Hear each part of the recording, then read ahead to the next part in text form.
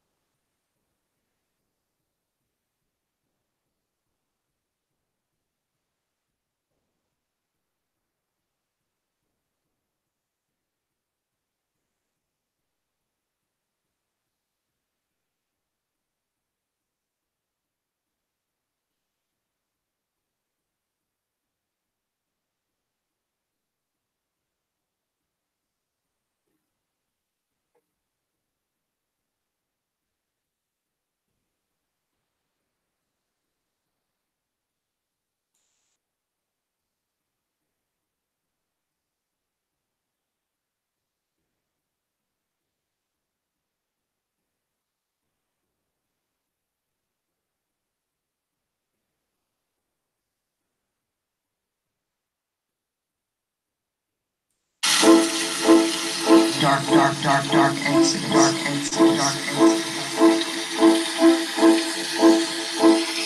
Think about this.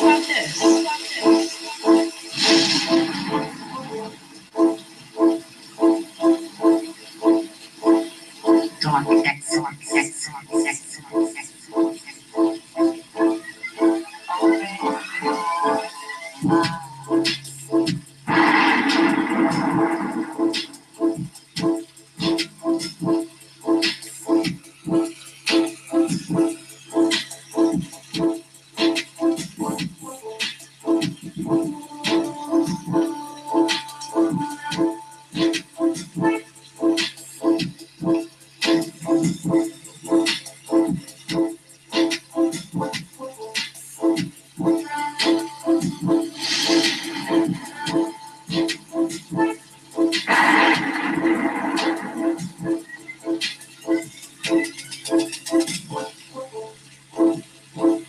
Yeah, it's Dark Exodus.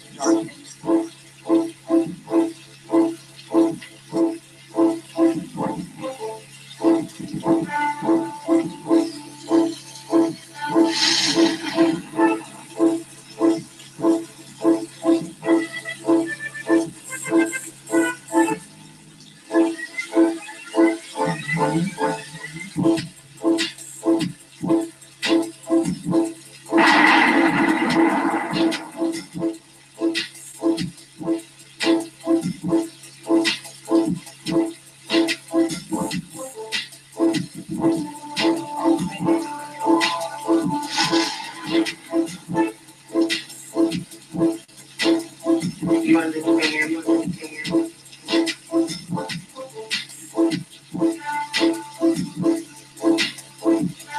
Dark Exodus.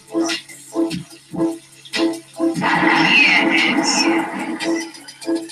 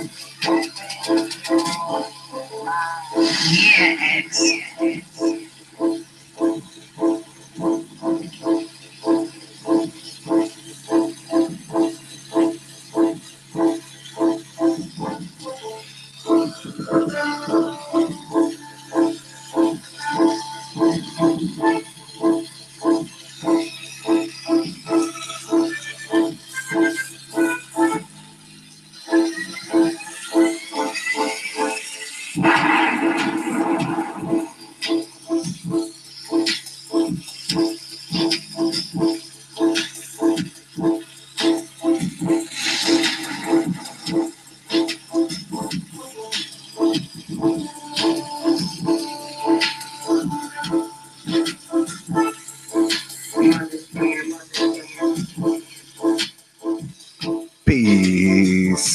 folks, and welcome back to another edition of the Popular Thought Series, right here on the old TPOT YouTube page.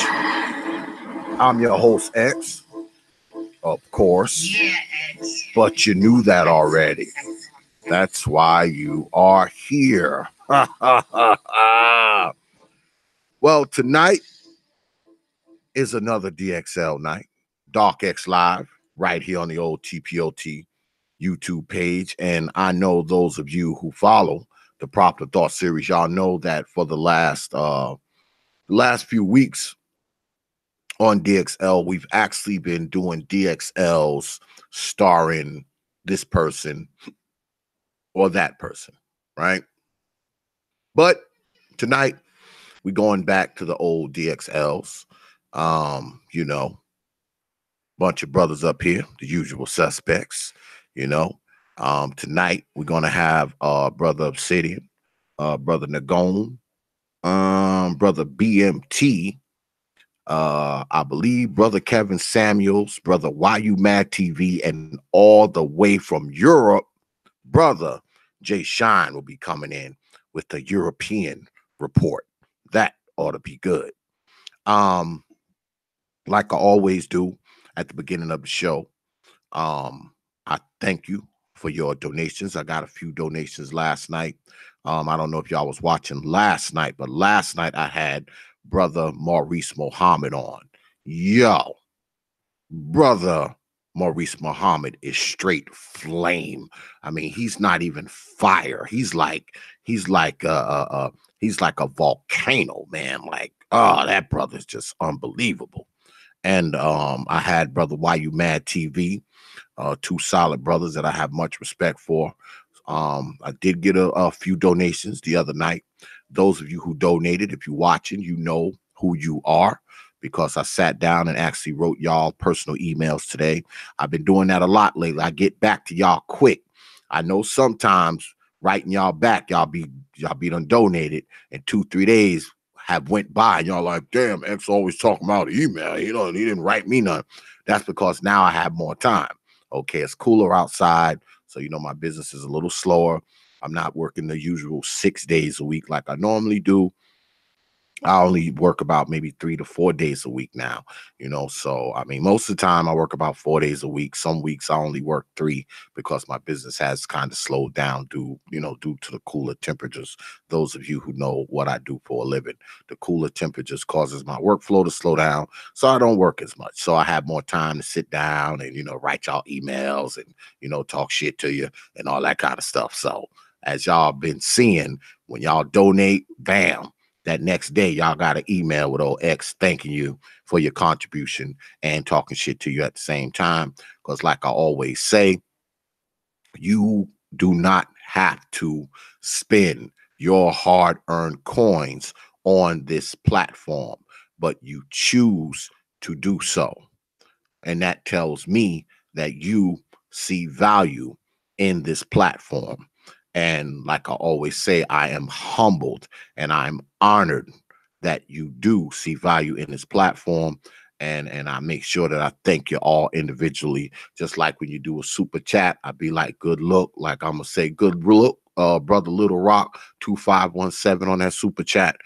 So I always thank you for your donation, because, the support that everyone has given me throughout 2018 has just been ridiculous. And I'm going to go even further than that, because I'm actually working on a little commercial thanking all of you, actually thanking every single one of you for your contributions, not just for your monetary contributions, for your subscriptions, for your views, for your support, for all of that, because I appreciate how you guys have caused this platform to grow. Many of you have been with me since I had like 15 subscribers. You know, y'all have been hanging in there with me, and y'all watched this platform grow.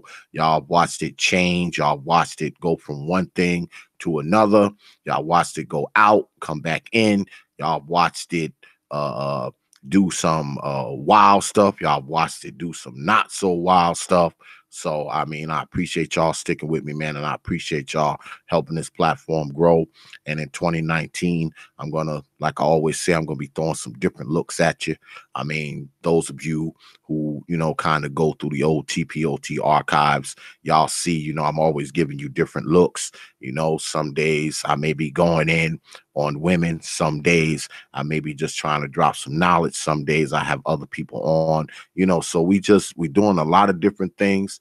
And I'm hoping that I'm giving you stuff, you know, to open your mind, you know, to make you think a little bit, and you know, hopefully entertain you to a degree as well. So once again, I thank all of y'all deeply and sincerely. I thank you for all of that, not just your coins that you spend, but for your support and your viewership and your subscriptions. And we're gonna get at it in 2019. All right.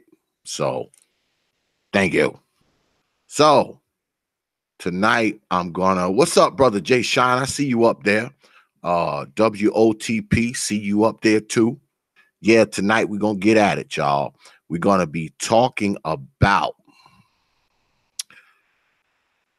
Deadline 2019, our man standards. Now, what do I mean when I say that? Now, when I'm talking about standards, when I'm talking about man standards, I'm talking about not only what we as men will and will not accept from other people. I'm also talking about what we will and will not accept for ourselves, because we have standards on people outside of ourselves, and we have standards for ourselves. And what we're going to talk about tonight, we're going to talk about, what's up, brother Bill? What we're going to talk about tonight is those things. Like I said, I've rounded up the usual suspects. You know, y'all know who those are. You know, Obsidian, the Gone, you know, brother Jay Shine, all the way from Europe, brother BMT, who else? Why You Mad TV? I think he might be popping up tonight. You know, so, you know, like I said, the usual suspects. And we're gonna be talking about some man stuff tonight. If y'all watch the promo, y'all already know what it is. You know, I even cut in a little excerpt of my man Jay Shine up in there. You know, we're gonna be talking about some man stuff tonight, because we often talk about man stuff, but I don't think we talk enough about the standards of men. I don't think we talk about that enough, because if you've been listening to the stuff on media, say for the past year or 2 years, when we talk about men, especially when it comes to women, it's a well-known thing that black men have a tendency to have very low standards. And we have low standards not just for women and what we do with our lives, or how we deal with society. Many of us have low standards for ourselves. I mean, you know, it took me a while to you know, to kind of raise my standards, you know, because when I was younger, I didn't have any. All right, I didn't have any standards. I would do anything. I would chase any old whore. I would just, you know, just no standards whatsoever. You know, so it took me a while to kind of raise my standards about, you know, my life, how I wanted to go about raising my kids, what I would do for a living, what I would accept for a salary at a job that I work. You know, it took me a while to kind of to figure all that stuff out. It took me a while to figure that stuff out. And what I want to do tonight and many, many nights to come is I want brothers to not wait too late to figure it out. I want brothers to go ahead and, you know, have some standards for yourself, man, way before you get to be 35, 40, things like that. What I want you to do is set standards for yourself and live up to them when you get to be 35 and 40. You understand? You know, I don't want you to have to wait. I don't want you to have to wait till you get X amount of age to figure it out. No pun intended. But yeah, because see me, I didn't figure it out till I was like maybe 30, 35 before, I had to get there before I kind of raised the standards of my life, you know, before I figured it out. I guess that's why I did the things that I did. I guess that's why I married the woman that I married, all that kind of stuff. Because before all of that, before I got to that age, I was doing all kinds of crazy, ridiculous shit that I shouldn't have been doing. All right. All kinds of stuff. What's up, Lady Azula and Collective Minds? I'm going to try to shout people out in the chat as much as I can, y'all. But, I got a screen here. I got a screen here. And I got a screen here. So it's kind of hard to like look at them all at one time. So don't get mad at me because I didn't if I don't shout you out, because it's hard to look at, all three screens at once. So, I will get to you. But yeah, I mean, I think back to when I was like say 20, 21, and the only good thing that I can look back on those when I was that age is, my children. I had children very, very young. By the time I was like in my 20s, already had three. I already had three. The good thing now is that, they're all adults. They're all adults. So, I mean, I'm not an old man right now. I'm an older man, but I'm not an old ass man. And all my children are adults. They're out of the house. So I kind of can just, enjoy my life, enjoy my wife, and don't have to worry about little kids. The only little kids that I really consider now is my grandchildren, because I got a handful of those, and they pop, I want this, pop, I want that. Hey, pop, buy me this, buy me that. I only have that. But, when you got grandkids, it's different. Because, see, you have them for a little while and you buy them a little bit of bullshit and stuff their bellies full of candy and ice cream and nonsense. And then while they all crazy and running around and doing all this crazy shit, you give them back to their parents.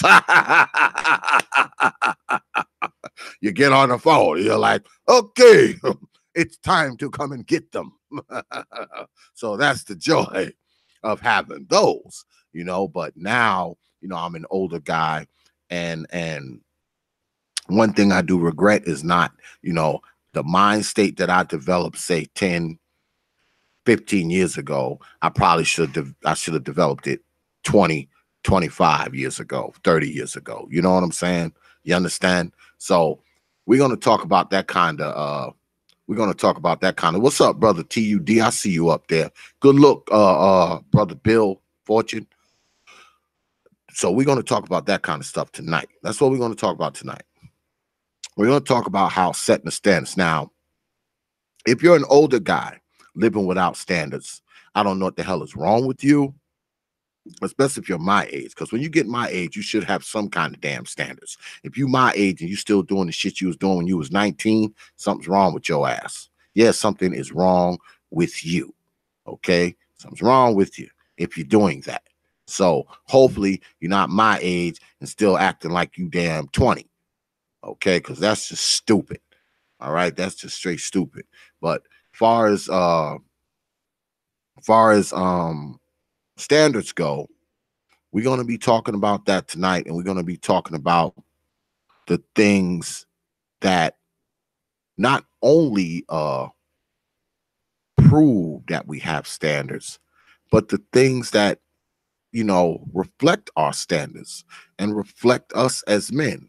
Because I think as men, we should be an example. If we're not an example for people, in the community, and everywhere else. We need to be an example for the people who come behind us. We need to be the example for our sons and daughters. We need to be an example for our granddaughters and grandsons. I mean, because I'm a brother that I have, let me see, let me count. 1, 2, 3, 4, 5. I have 5 grandchildren. Okay. I have 3 granddaughters and I have 2 grandsons. Okay. I have 5 grandchildren. All right. And how would I look as a grandfather acting like I'm 20 years old and I have grandchildren? What would that look like? You understand? So if you're not going to be an example for anyone else, you need to be an example for the people who look up to you as a patriarch. Because if you have kids and grandkids, you're a patriarch, man. You're an example. You're the old man on the mountain. Okay. And see, my father is dead. My father's been dead since 2003. Okay. My father's been dead since 2003. He's been dead for 15 years. So that means I'm the old guy now.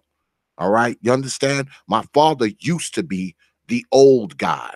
Peace, 777 up in here. All right.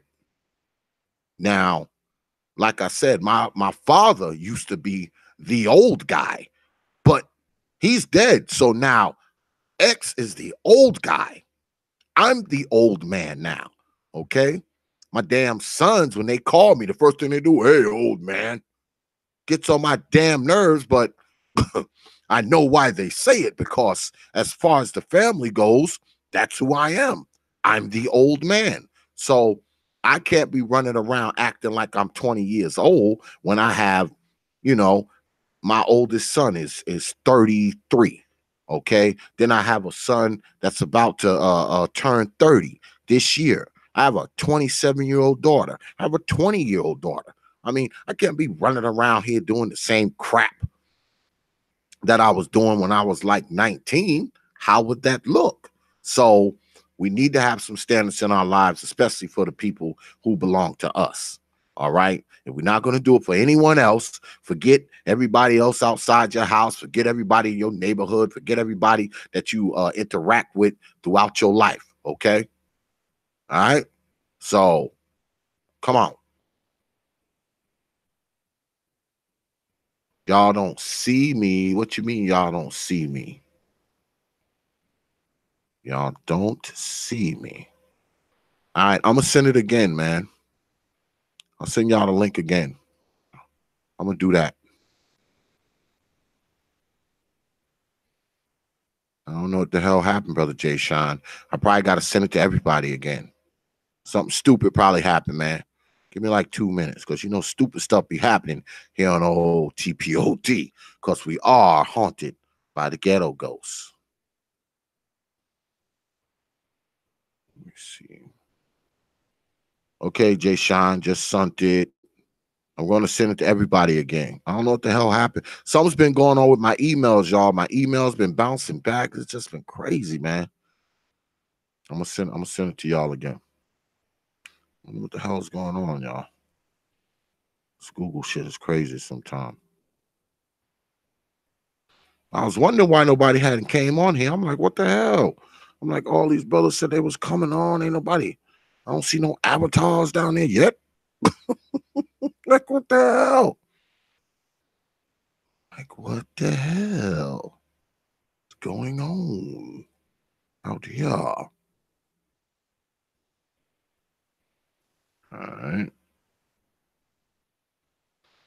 All right, while the brothers file in, because something done happened here, y'all.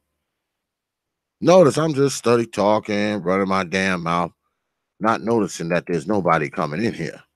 Just not noticing, just study talking. Just study damn talking. Yeah, I'm sending it. Everybody who's watching, I'm sending it again, y'all. All right. Bro Rob, what's good? I see you up there, brother. Dark Man Jeff, what's good? I'm trying to get everybody the damn link. I probably did the wrong thing, because y'all know my ass blind. I don't know why I be taking my damn glasses off like I can actually see something.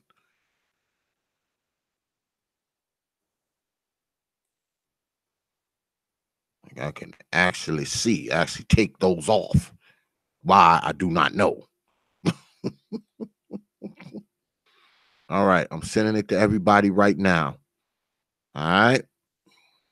Everybody should be coming through right about now. Should be coming through right about now, y'all. They said they was in the hangout and didn't see me. Said I must have sent them the wrong link altogether. Like, it's crazy. All right, y'all. It should be coming through. Y'all should be getting it right now. You know what I'm saying? What's good, brother CRU? Your brother CRU and bro Rob, man. I need y'all to hit me up, man. Hit me up. I want to get y'all on the Hours of Power, man, next week. All right? Hit me up. Here's my email right here.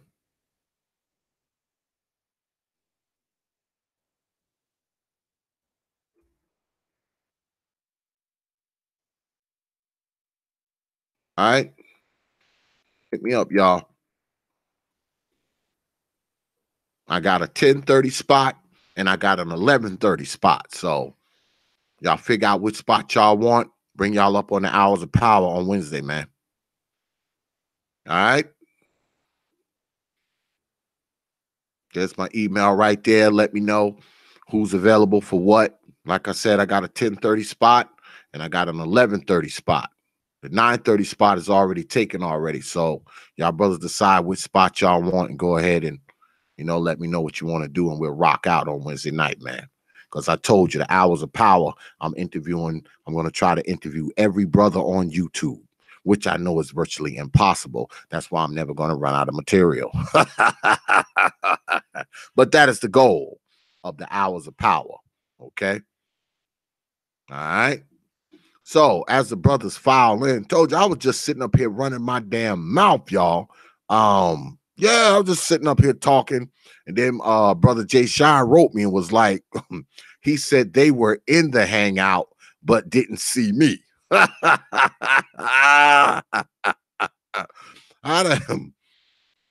sent them to probably the wrong damn link. I probably copy and pasted the wrong damn thing, to be honest. Y'all got it yet? Brother Jay Shine, Brother Nagone, Brother Obsidian, Kevin Samuels, Brother BMT. Bro Rob, basically what I do is I have you up there for 1 hour and I just pick your brain. That's all. Pick your brain for 60 minutes and then bring another brother up, pick his brain for 60 minutes, then bring another brother up, pick his brain for 60 minutes. That's all. There's no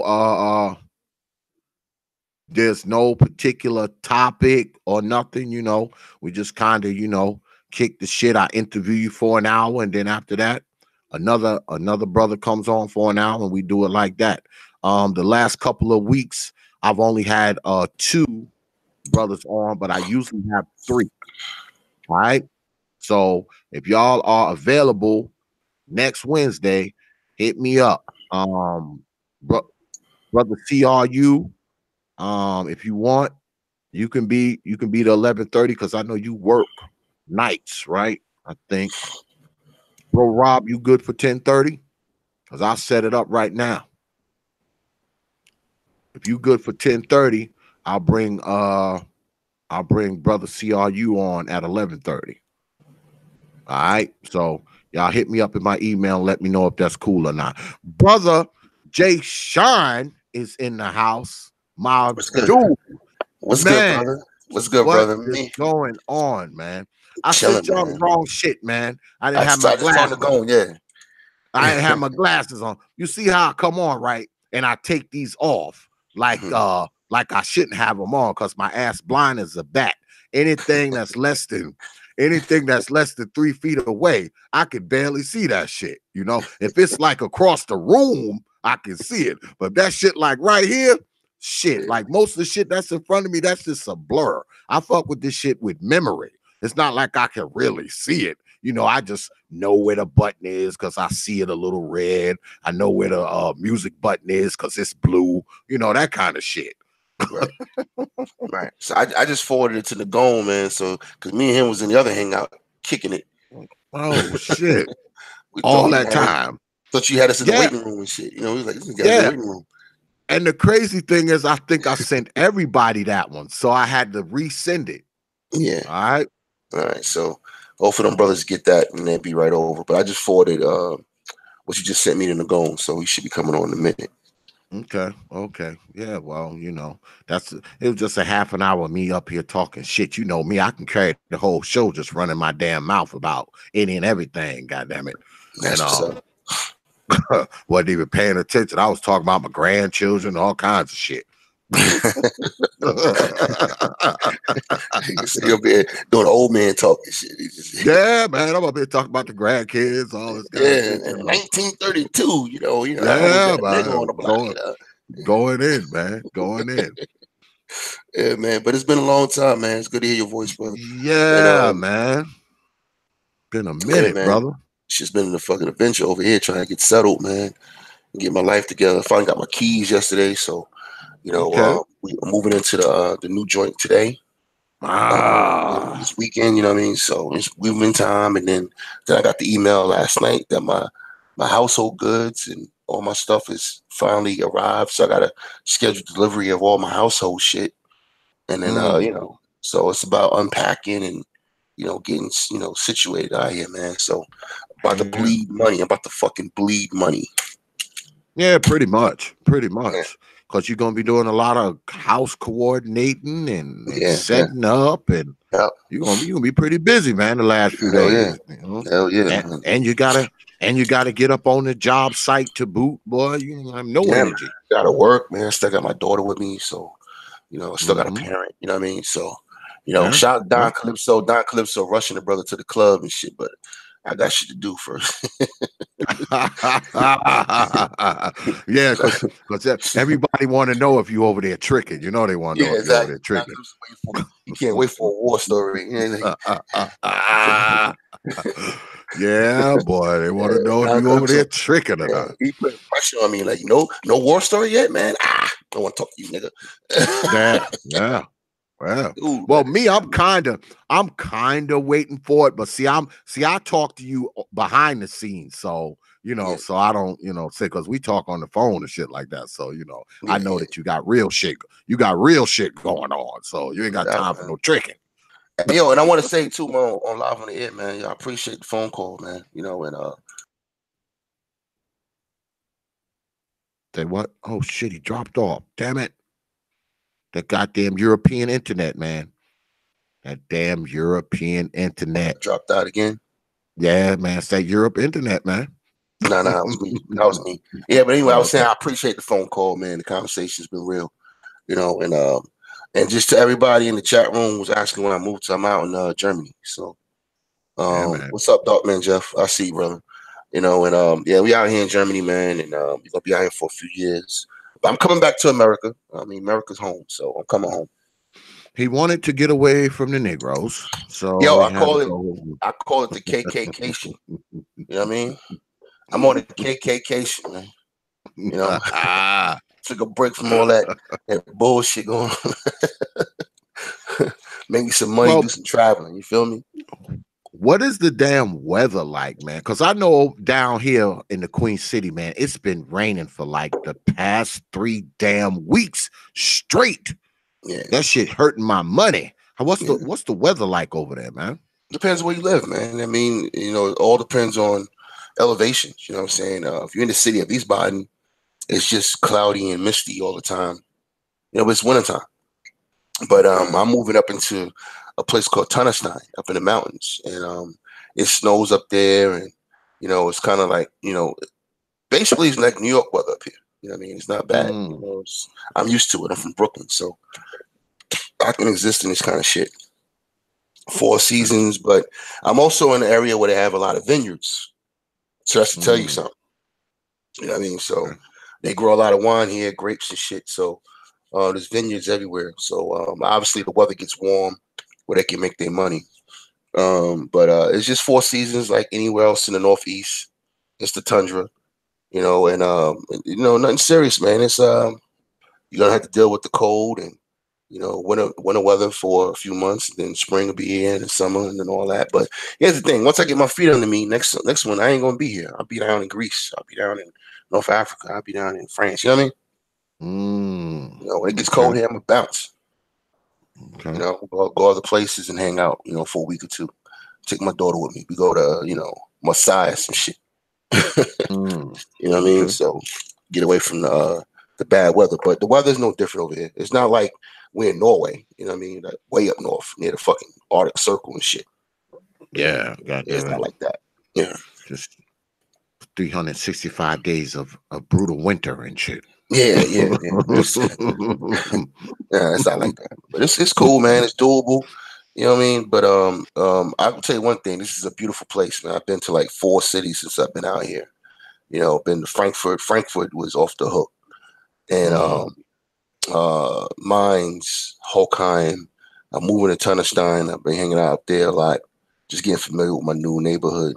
And Wiesbaden, which is an old city, was a pretty city, but it's a rich city. There's a lot of money over here, a lot of bankers, a lot of old money in Wiesbaden. So I would just tell people, man, come over here. It's a melting pot. There's black people over here. There's a lot of mixed people over here. There's a lot of Arabs over here, Persians, Turks. And it's a melting pot over here. And it's fun so far. And I will tell you something else, man. New Year's Eve, I could not believe what I saw. I never seen anything like this. X, I gotta tell y'all niggas this shit. So me and my daughter, we were supposed to go to Mainz for New Year's Eve, go by the river, watch fireworks and all that. We decided to keep driving. We went all the way out to Frankfurt. I didn't know. No one prepared me for this. No one told me about New Year's, so I didn't know what was happening when I got out there. I turned into like an old ass man, like, oh my, what the hell's going on? But people are just popping fireworks off everywhere. I mean, just imagine you downtown Brooklyn, right? Next to Barclays, and motherfuckers just letting no fireworks on the sidewalk. And the cops doing nothing.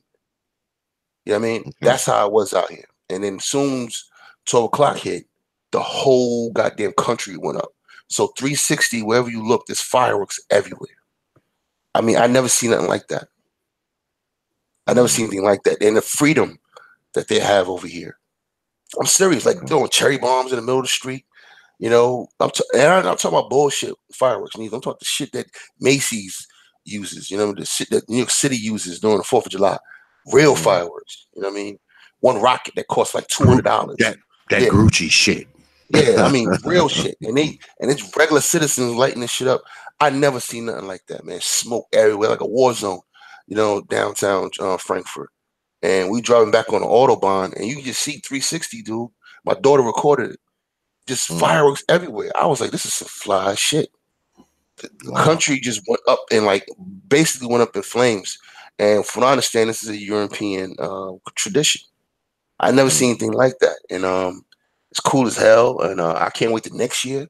So I'm going to save me some money. I'm going to save me some euros. I'm going to save about 1,000 euros. And I'm going down to the waterfront and I'm going to show my ass. Okay.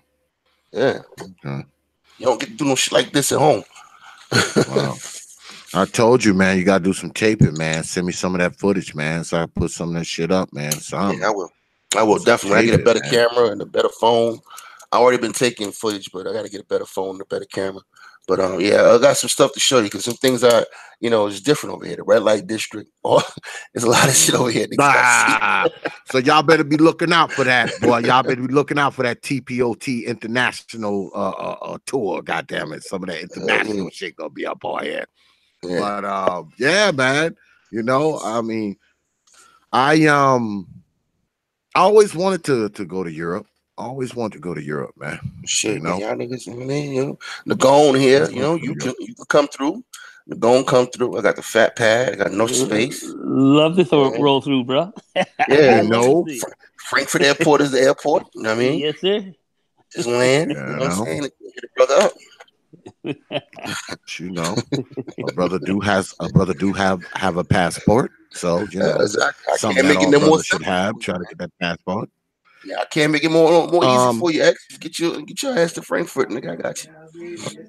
Oh man. Well, brother, love to get out there. brother Nagone, I'm sorry, man, that I sent you the wrong link, man. I think I sent everybody I sent everybody the wrong goddamn link Yeah. because I didn't have my damn glasses on. So I ended up sending everybody the link again. So I guess they'll file in momentarily because I had sent everybody the wrong shit, man. You know, my bad. You know, I'm old, man. So you know that my brother is old. Yeah, you ain't that old. You ain't that old. You ain't that old.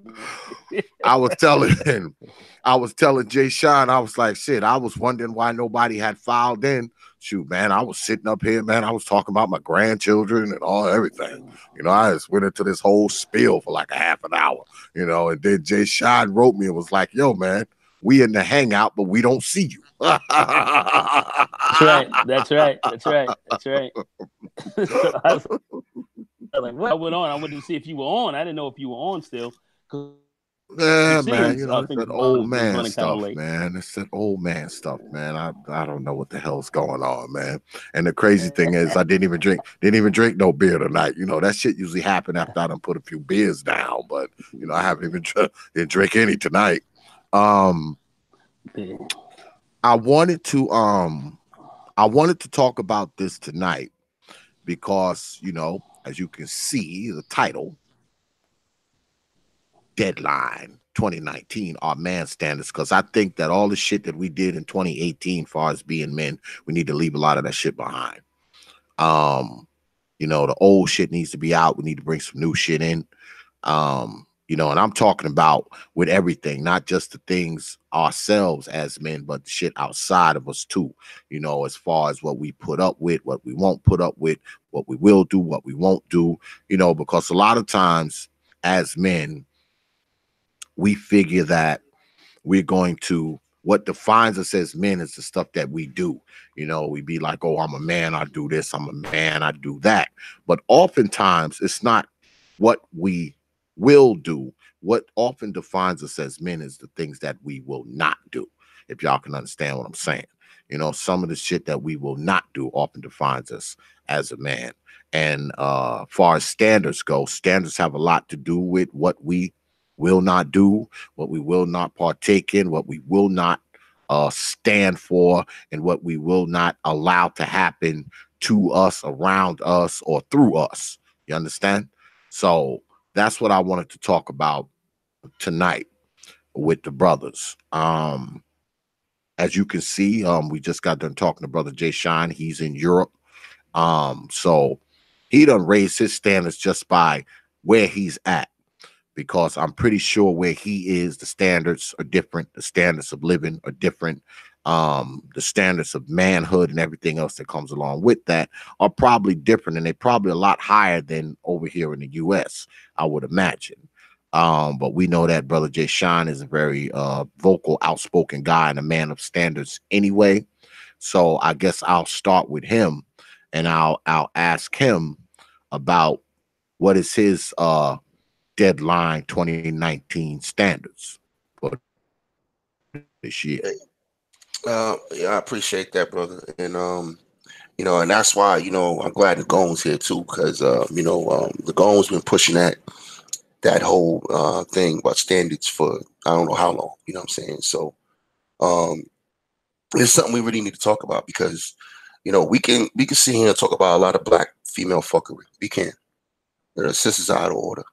You know, the shit I'm seeing on Facebook is just, it's maddening. You know what I mean? To watch how sisters think and what they care about and, you know, how they talk to brothers and how they even talk to each other. You know, it's ridiculous. But when we talk about standards, it's about what, like you said, it's about what we allow and what we decide we're going to deal with. And a lot of shit that we see going on with the sisters, a lot of it is permitted by us. You know what I'm saying? We allowed a lot of shit to keep happening. And you know, we allowed that behavior to persist, and we got to stop doing that. You know, and so when we talk about standards as a man, you know, it's really about what you're going to deal with, what you're going to participate in, and you know what you're going to tolerate. And if we can get on code and say, you know what, certain behavior is just not acceptable no more, and stop rewarding females who with rotten behavior. You know, a lot of people talk all the time. The easiest target is like a single mother. You shouldn't, you know, reward a single mother with your protection and your help, your support after she done went and had babies by 3 different dudes and all other shit, you know what I mean? Which is a legitimate argument. As a single dude, why would you want to enter something like that? There's a lot of single women out there. Why don't you just get your own family? So that's the easiest target. That's the easiest, argument that we see on not Facebook, excuse me, on YouTube all the time. But we got to go a lot deeper than that. It's not just about, her sexual activity that needs to be checked or, categorized. It's also about how women carry themselves day in, day out, how they talk to you, the things they value. And if they're not valuing the same things you value, why are you even fucking with them? That's just real talk.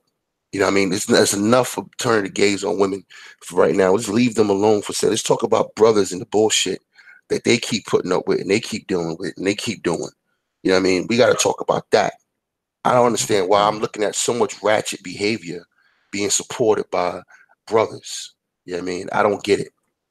That's one thing we don't talk about enough that we need to start talking about. We need to start calling these bitch ass niggas out. All right. And we know what the problem is. A lot of them were raised by single mothers, so they gravitate to certain things. A lot of it's programming, but that's what we're here for. We're the code breakers. You know what I mean? We're gonna break motherfuckers out this bullshit, and and it's time for it to happen. It's time for us to stop going along to get along. You know what I'm saying? A lot of niggas is doing that. They're going along to get along. And let me give you an example. I'm out here in Europe, and immediately, I'm in a different world. I'm looking at how the women are out here. And the women out here are not loud and disrespectful. They care about their appearances. I mean, I'm in McDonald's and Burger King. I'm looking at poor white women with their skin clean and their bodies tight. Even ugly women looking the best they can look. They just have another level of standard where our women just out of control in America. And it's not just black women, it's Western culture in total. You know what I mean? There's just a lot of women out there who feel like if they look good and they got a tight frame, that they're God's gift to earth, that they're doing you a favor, that they did something special for you just by being fit. And that's something that's bullshit. You're supposed to be feminine. You're supposed to be soft. That's not a fucking award. You know what I mean? And think about the mentalities behind that. I can be a nice woman to you right now, and that's something special, and you should appreciate that. But don't get on my bad side, and then I turn to this other chick. Look, if I steal from one person a week, and I'm nice to everybody else throughout the week, I'm still a thief. You know what I mean? If you're a bitch, you're a bitch. If you're an asshole, you're an asshole. And the question is, why are black men standing around dealing with that shit? The men over here do not tolerate that kind of behavior. They just don't. They don't tolerate it. It doesn't exist because they don't tolerate it. And the women know they don't tolerate it. But in our culture, we've gotten used to just tolerating wayward disrespect for women. And there's a big price that we're paying for because our children are being raised by these women and our children are being raised in these homes. And that's why our neighborhoods and our communities are the way they are. So there's a legitimate argument when a lot of women say it's both sides, because the man's side is not showing up to take care of his responsibility, and that's to lead and control the situation out here in the streets.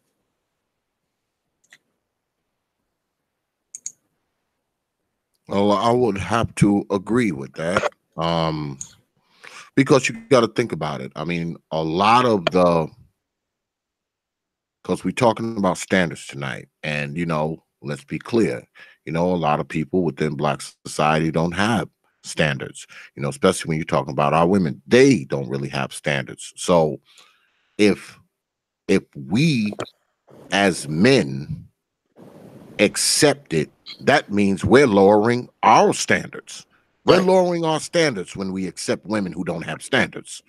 You understand? We're lowering them. We're lowering our standards because, see, we want to deal with these people who have no standards. So let's be honest. We just want to fuck. That's what it is. Yeah, we doing all kind of bullshit, bleeding all kind of money, going to all kind of debt, dealing with all types of disrespect just for some ass. Yeah, because That's real talk. think about how it would be if we had standards just for the women that we were willing to sleep with. If we said, okay, I'm not sleeping with a woman who has this, a woman who does that, you understand? Yeah. As opposed to, because I don't think it's a wise thing to lay down with any and every damn woman. I mean, that's just stupid.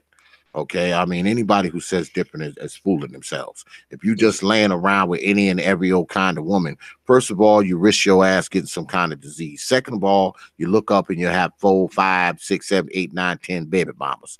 Third of all, what are you doing to yourself? What are you saying about yourself if you'll lay down with anybody? If you're a brother that'll lay down with anybody, that says a lot about you. Okay. Right. You're a person without any standards. You don't care what she look like. You don't care what her lifestyle is. You don't care if she got 9 babies. You don't care about none of that shit. You know, as long as she got a hole, you'll feel it. I mean, that's just crazy. Brothers all the time want to talk about how, the women should be using birth control. I said it a lot. I say it all the time. Like this, like 30 forms of birth control out here. There's no reason to be a baby mama. There's no reason to, have a kid out of wedlock. And it's not. I'm not taking anything. I'm not backing off that statement. But at the same time, I can look at a brother and say, look, man, why are you getting all these ratchet ass bitches pregnant? What's wrong with you? Yeah. You know what I mean? Like, why would you do that to yourself? Why would you contribute and give them what they want? Why are you giving them a meal ticket? You know these motherfuckers is foul. You know they trifling. You know they're about coming up off your ass. You see them doing to other motherfuckers. Why are black men being so self-destructive? Well, there's a lot to be said about a brother who got 20 baby mamas. Yeah. Okay, you got 20 baby mamas, man. You got something going on inside of you, man. I mean, I don't care what nobody say. You can't just say, a lot of people, oh, man, he's a player, and all this kind of nonsense. Yeah, he's a player, and he's also irresponsible too. Okay?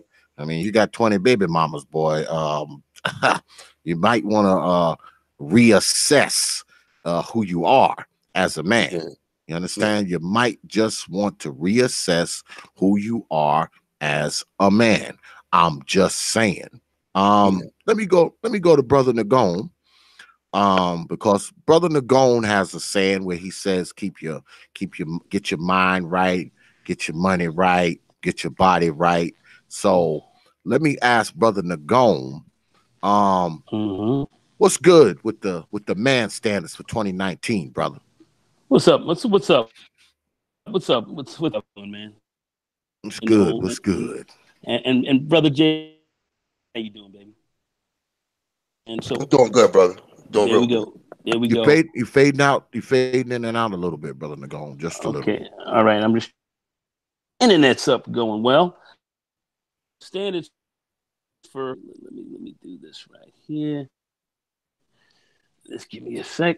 All right. Listen, man, our standards for 2019 are going to be pretty high. Man standards. I think we should always have we should have high standards always. We should be working hard to consistently improve ourselves.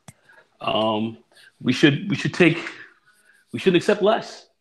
We shouldn't accept less. We should definitely push to be our best. I'm doing some things right now that are kind of interesting. Getting involved in some property development and so forth.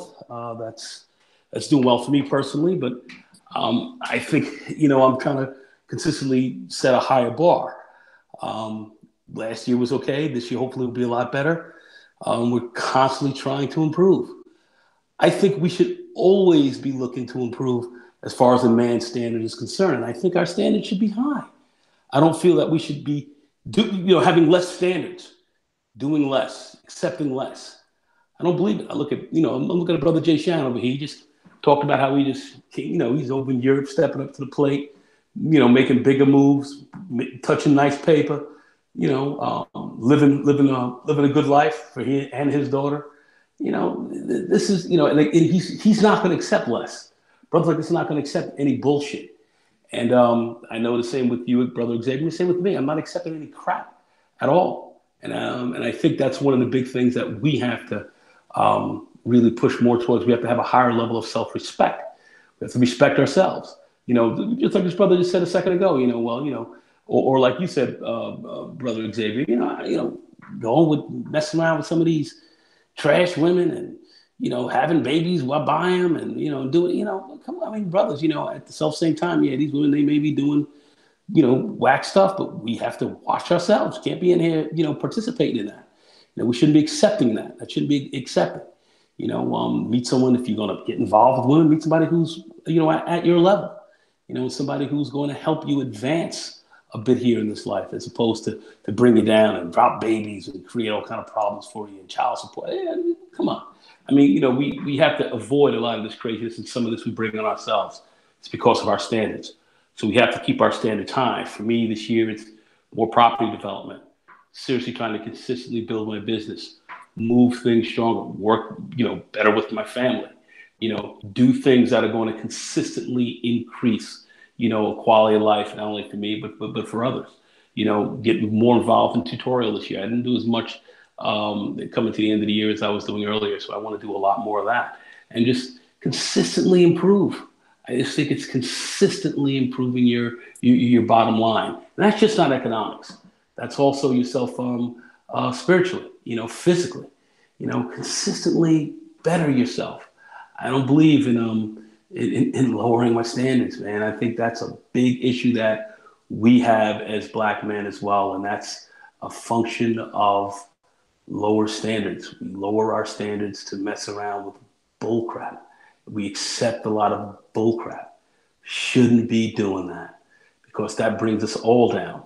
And, if you want to jump out here and if you want to fuck around with some pussy, if that's what you really want to get, be very responsible about it. We tend to be, certainly, Black men are not having as many babies as we were having before, but keep that up. Let's increase on that. Be very careful who you mess with, and guard your seed. Guard your seed carefully. Your seed is important. Guard it. Somebody dropping that with anyone, just guard that sucker. Guard it strong. So, these are the things I'm thinking about. Get your mind right, get your money right, body right. Save your money. Keep your overhead low. Save your cash. Save your dough for opportunities that will come up that will benefit you. These are the kind of things I'm living by, and I certainly believe in. And that's kind of what I really want all of us to talk about and really work towards this year more than ever. I keep it simple. I'm not trying to keep it too complex. Keep it simple. But put yourself at the top of this. Really, really guard yourself. Guard yourself. Guard everything that's important to you. And keep your standards high. Keep them high. Don't drop them. And don't mess around with people that are going to waste your time, that are going to waste your resources, that are just going to waste you. When you're doing that, it's evil. So let's not do that. So that's what I have to say for 2019. And I'm going to consistently press on that. And I pretty much hope that everyone else does the same thing. Well, do you think that often our standards, times as men, our standards are based on, what's going on with women as opposed to what we want to do ourselves, whether it be, get a job or live our life a certain way? Do you Absolutely. Mistake doing absolutely that in itself is look, I'm not going to give a damn about what these women talk about. I'm just going to do what I need to do, because that's what I do. I mean, and I've been married to my wife this year, man. Shoot, we'll be 18 years married. And let me tell you something. I don't let her dictate the shit I do when it comes to me, moving on my business or expanding. I may talk with her about it. I'm not going to let her tell me, don't do this, don't that. Bullshit. You breaking up, X. You break up a little bit. Do this shit that I think is best for me and what's going to keep us with some money. Oh, damn it. How about now? Can you hear me now? Yeah, you just going in and out. Your bandwidth is choking. Can y'all hear me now? Yeah, we hear you now, brother. Yeah. Damn it. I don't let women, what I'm gonna do far as my business and stuff like that goes, because, you know, I need to make the proper decisions, you know, to keep us some money coming into our damn house. So I'm not going to tell her, you know, I'm not going to let her tell me what I do, you know, nay or yay, as far as my business is concerned, you know, because I got to try to keep us moving forward. So what I would suggest for brothers is, you know, man, you know, don't be letting these women dictate, man. Please don't do that, because once you do that, man, they're going to tell you what's best for them. Okay, shit, that may not even include you. They're thinking what they need. They're not taking into consideration at all times. I mean, that's just the real of it. I know a lot of brothers probably don't want, but that's kind of what it is. I mean, unfortunately. You got to put yourself at the helm. You got to put the emphasis on you. You know, you put an emphasis on somebody else. You're taking a lot away from yourself. At the end of the day, if you're not doing well, doing better for yourself, you're not going to be doing better for others. Okay, if that's what you want to do. You know, if you want to, well, I want to do well for my lady. I want to do this. You can't do well for your lady if you're not doing well for yourself. So you've got to put the emphasis on you. That's if you want to go that way. It's my view that a man should be very, very, very focused on getting his life together, getting himself straight, and then dealing everything else from there. And I think everything falls from there. That's what you pretty much have to do. I mean, if you're going to count on these women, I mean, you can't count on these women. Are you kidding me? I mean, that shit is crazy. I mean, look at guys who've counted on women. It's been disastrous. No, they're going, but you see, going. It's not that they even being women led; they being bitch led. I mean, led by bitches. I mean, bitches. I mean, they following bitches in the holes. You know, and they don't give a fuck about you.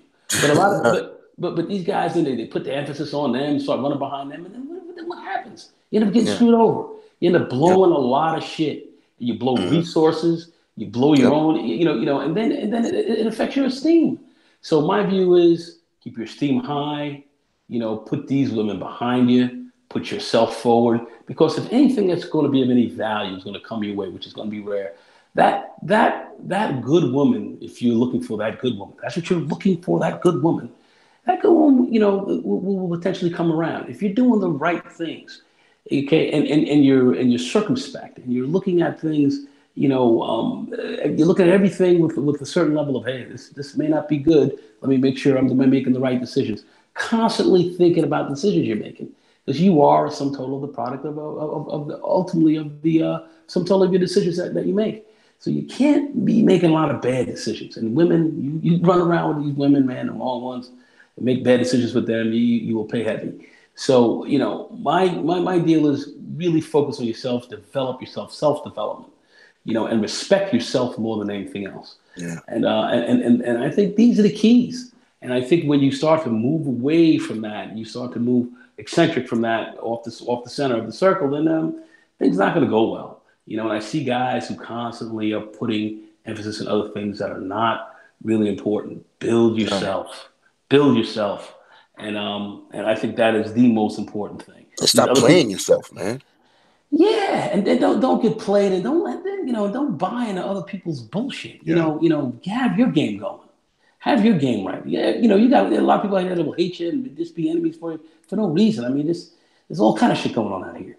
You know, the name of the game is you have to be self-contained. Take care of your game first. Don't worry about hardly anyone else. If there are those that are coming into your life that are going to help your business, help how you develop, help your development, then that's a positive. Those are net positives. But don't count on that. You know, it's good to make good relationships and have good connections. That's always helpful. Work those that are positive.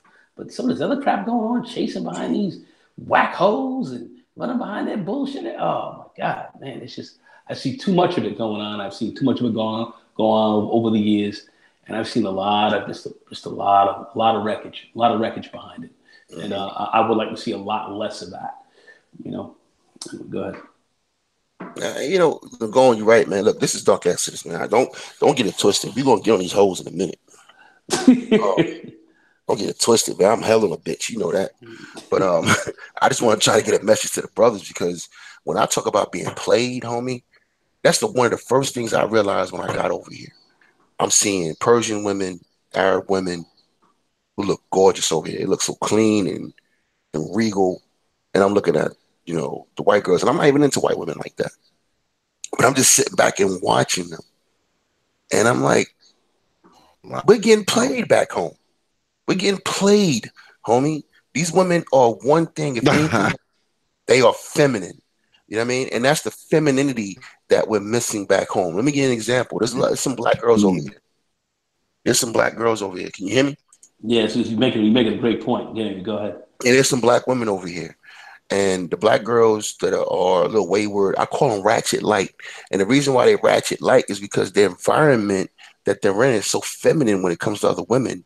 They can't get away with being too ratchet. You understand? That's right. Your environment matters. And as men, that's the one thing we can't control is creating environments. Remember, men are the builders. Right. We build the roads, we build the communities, we build the buildings, we create the road, the sidewalks, we create all that shit. So just physically, we create environments. Now, once that environment is created physically, we have to now run it. You know what I mean? And make sure that it's up to some standards. Let me give you a quick example. When I see brothers watching another female disrespect another brother who did not deserve being disrespected at all, just talking crazy to another brother, and I watch brothers laugh at that, that's on us. That's being bitch led.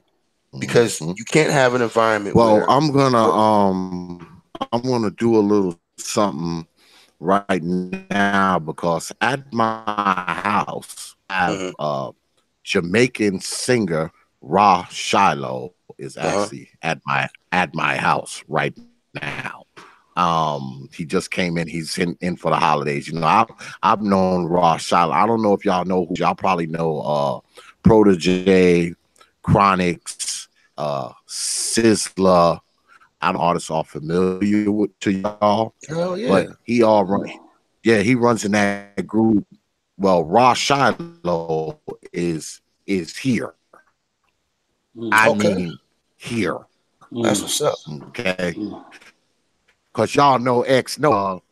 Where's Shiloh at? Tell Shiloh to come into the studio.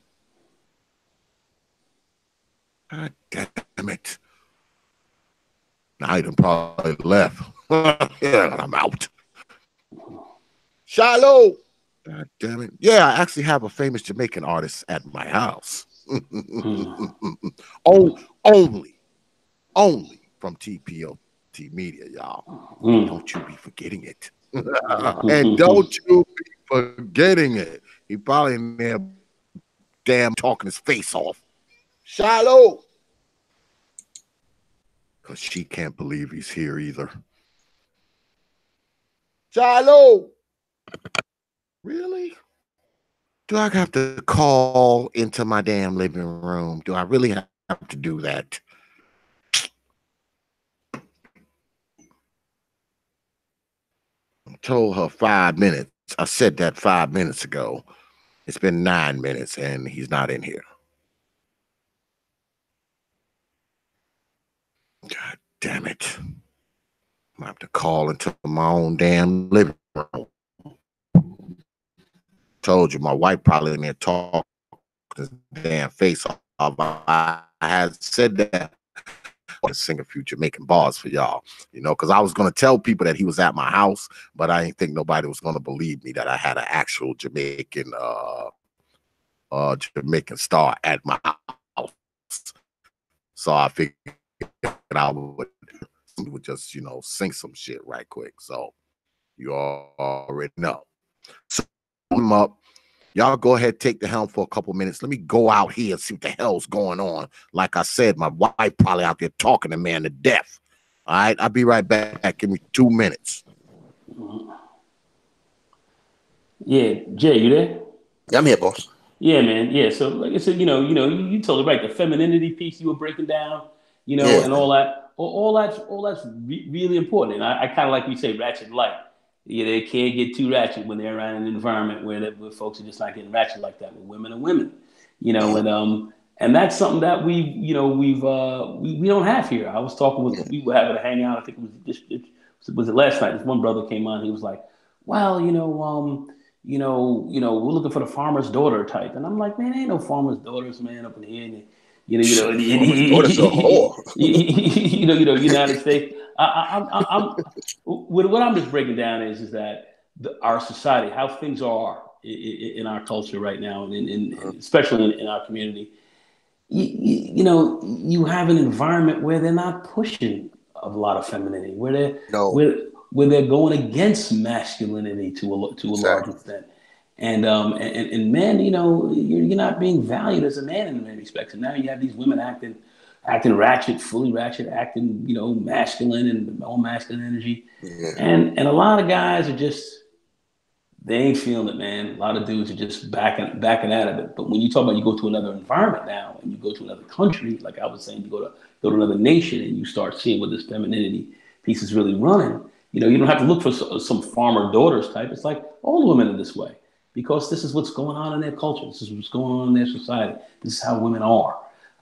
Just like you say, here you are, Germany, there, and women tend to be much more feminine. They're not running around acting like a bunch of men. No. Acting like And that. you know what? And the thing is, they still got hoes out here and Sure. freaks and all that shit, man. Sure. That has nothing to do with how you treat a man. That's right. You know what I mean? They just discreet about it and they go to their little clubs and they get their swerve on. That's right. But as far as how you carry yourself in public, the bottom line is this, man. We dealing with some bullshit back home. That's all. It's bullshit. It's absolute bullshit that we're dealing with back home as black men. And a lot of that's on us. All right. And the world looks at us crazy. It's embarrassing almost. You know what I mean? To be brothers. We did in the 90s and the 80s. We pushed this hip hop thing. Hold on. Yeah, we pushed this whole new thing about masculinity, this whole new wave of how, being rah-rah and being real men, right? And when you peeled it back, most of our brothers are being ran by hoes. Yeah, we chasing hoes day in, day out. You know what I mean? So it makes us look crazy now because now when I'm over here, the dudes that's running the streets out here in Europe is the Turks, the Russians. Mm-hmm. They run the streets out here, and they're the hood niggas out here. You know what I mean? And they real manly. You know what I mean? All they do is fight all day. You know what I mean? All they do is fuss and argue with each other all day. Real rough. I'm back. Oh, what's up, boss? All right, go ahead. And as promised, I got Ras Shiloh here in the house. And he gonna sing a few bars up in here. So get ready for some shit you ain't gonna get. Rastafari, all right, with us people out there that's listening to this wonderful station. Yeah, it's all about more life and more love, you know what I mean, for the 2019, you know what I mean, see it, just like what my brother say, you know what I mean, certain like a follies and thing where I have to make sure it's 2019, dash with all of them thing there and just keep it upful, you know what I mean, keep everything that we do, you know what I mean, so we just come for bless up the people and let them know Ras Shiloh here live living colors. You know what I mean?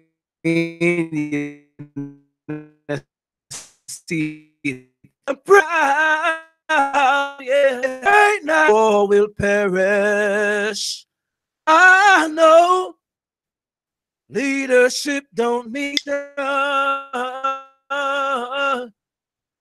don't mean retaliation.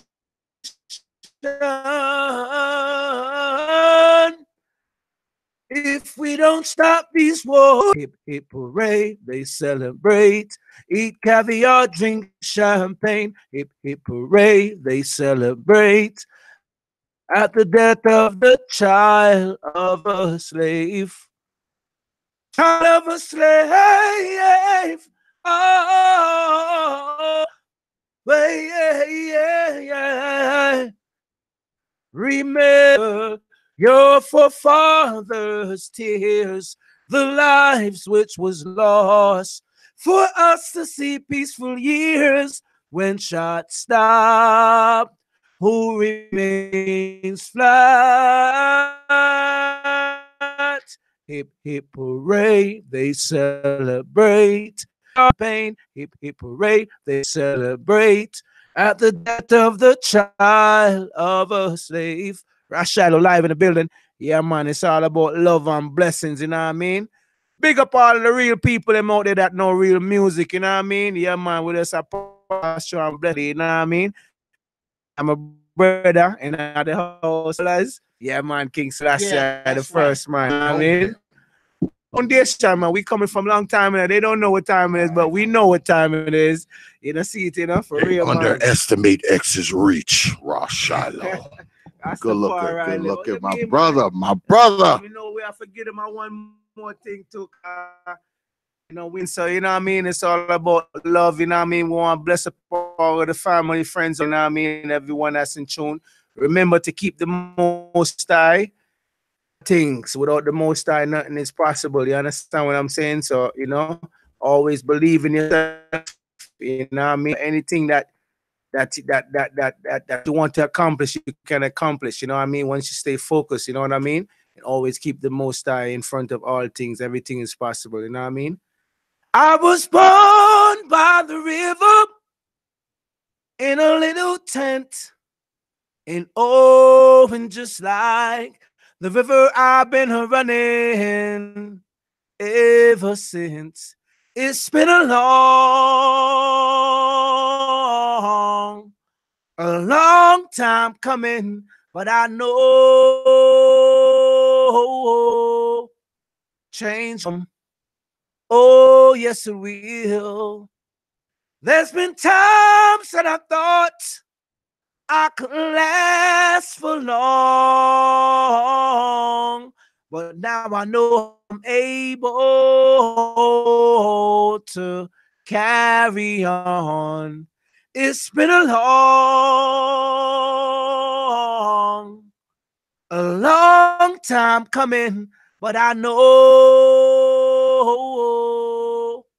change gonna come. Oh, yes, it will. Then I go to my and I said, brother, help me, please. But he winds up knocking me. I got down knees. And there's been times that I thought I asked for long, but now I know I'm able to carry on. It's been a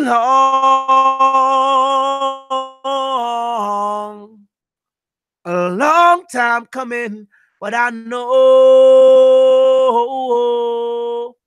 come. Oh, yes, it will.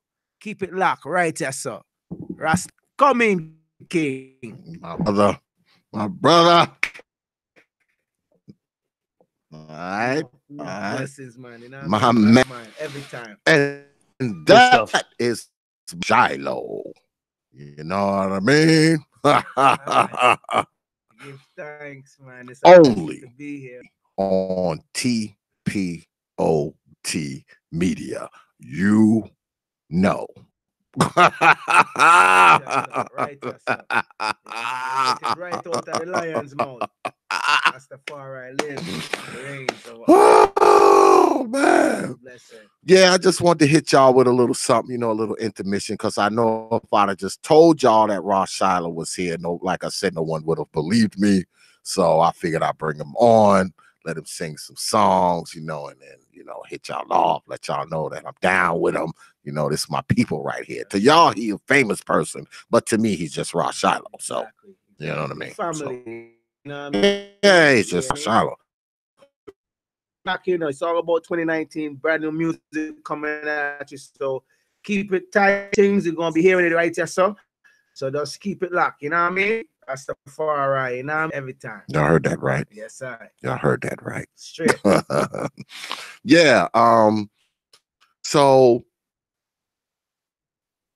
we're talking about of men, and we're talking about our stand as far as who we are as ourselves, how we deal with our women, how we deal with our children, how we deal with society whole. Um, earlier, I want us to get rid of what we 2018. 2018 is gone. It's not coming back, right? So now in 2019, it's time to do some new things. It's time to give some new looks, as far as men. I mean, we're in the third day of the year, almost. So we got plenty of time to get it right this year, you know. I said earlier that, but it's never too late because I'm a true believer in better late than never. Okay. Better late than not at all or ever doing it or going to your grave, never having your mind, having your heart together, your soul together, So that's kind of what we talk most part. Man, I love the energy, man. Yeah, that's what we're I talking really about. love the energy, and I love the positive vibration that you bring to the people because these is things that that we need to think about. You know what I mean? Because a lot of us, you know what I mean. Sometimes life just go on. You know what I mean, and we don't really get. We don't really start thinking the way we need to think in us. So sometimes we need to hear some things. You understand what I'm saying? For really kind of bring we back to foundation and kind of make we mind start to think certain kind of way because we need to talk to each other. We need to have a conversation. You know what I mean? What I mean. Music is music is one way of reaching the people, but we need to have a conversation. You understand what I'm saying? The conversation now, that's where you can read brother there. You know what I mean? Which part of thinking there, you know what I mean? Which part of mental there. Certain things if I can enlighten you, why not? So what I'm saying, 2019 is a new way to open up some brand. May the most I open them for us. You know what I mean? Absolutely. So because we don't really have the power in a certain kind of way. We have to always remember that. You know what I mean? We have power for do certain things, but yet still we don't have power for do certain things. We always have to have what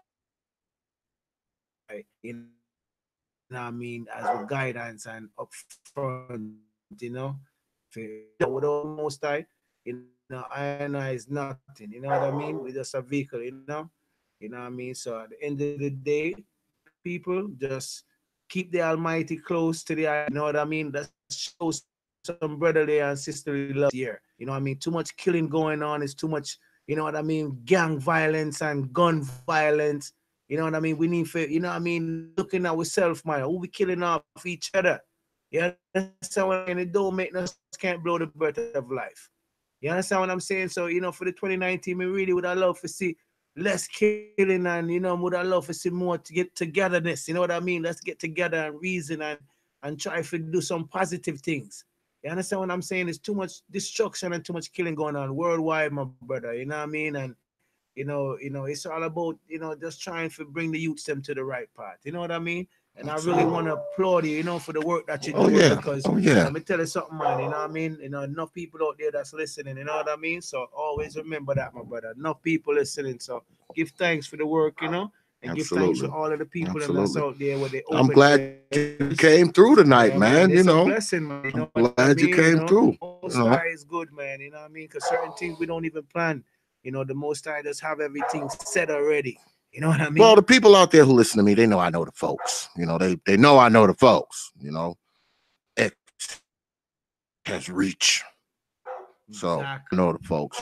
Man, So for real, man. it is That what is it is. good, man. Because at the end of the day, give thanks to all of the Yeah, listeners man. out there. Yeah, man. The next time you come through, I don't know when you're gonna be back in town because you said you about to go to Bermuda, right? Heading to Bermuda. I'm celebrating my birthday on the 6th of January. You know what I mean? Most I spare well, life. happy birthday, because I know I ain't gonna For see you real, probably on a plane. and I just want to make all the people them that when come get in Jamaica for Rebel Salute.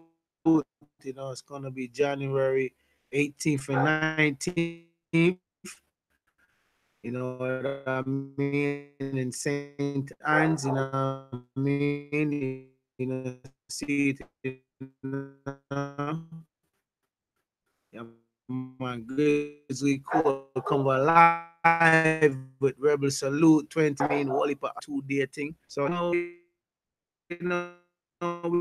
going and it's all about new music. So like so, you know what I mean? We have to just keep the thing moving. That's what it's all about. You know, music, my brother. But I appreciate you coming through, man. I do, man. I appreciate you coming by the crib, man. Live it and read it about all the things, man, you know? Yeah. You know, that was my little intermission for y'all. You know, my man Ras Shiloh, you know, in record stores. Just Google him, look him up. Because you on iTunes and all that kind of stuff, right? Yes, sir. Yeah, so just look him up. You know, yeah, he's a famous person, but you know, yeah. So that's what we was talking. You brothers, you know, because you brothers very successful in your careers and what you're doing. My man Jay Sean, you know, he out there in Europe and all that kind of stuff. Do you think that the standards for men have they been set by America large, or have they been set by each individual culture? What do y'all think as far as that goes? Especially for us as black men, have our standards been set by America at large? Is that the case?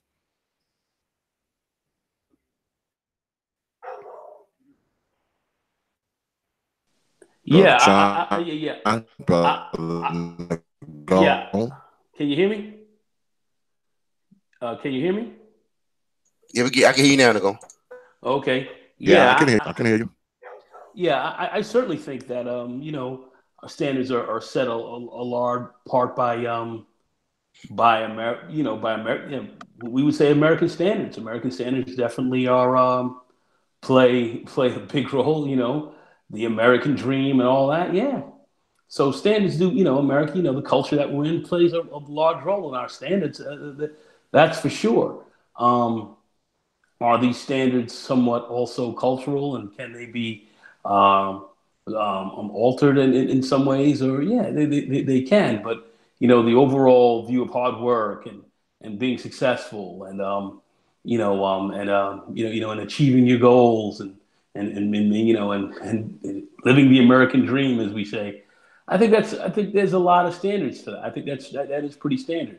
And do I think to achieve a lot of that, you're going to have to work hard in some ways. Some don't work hard and get it that way. They do other things, cut a lot of corners, if you will. But for the average rank and file person, you know, you have to put some time and work into it, and that means you have to be somewhat disciplined in what you're doing. What I see is a lack of discipline in certain respects with us, and I think that holds us back in some ways, but not in all ways, because you know we do see areas of where we're doing well. But I do think that certainly with respect to standards, we have to certainly work hard and hold ourselves to higher standards in which to achieve. So I think that's very important, and I think a lot of us understand that. Whether you know all of us work towards that is another question. But I think this is understood. I don't know. Yeah, yeah, and what it really is too is that we're still on a plantation. You know, America specifically is just an expanded plantation. And I want y'all to feel me on this. I sat back and I realized something when I was traveling around out here. There's a lot of different people from all over the world in this country, in Germany, with businesses. They got their restaurants, they got their clothing stores, grocery stores, all that kind of shit. Excuse me.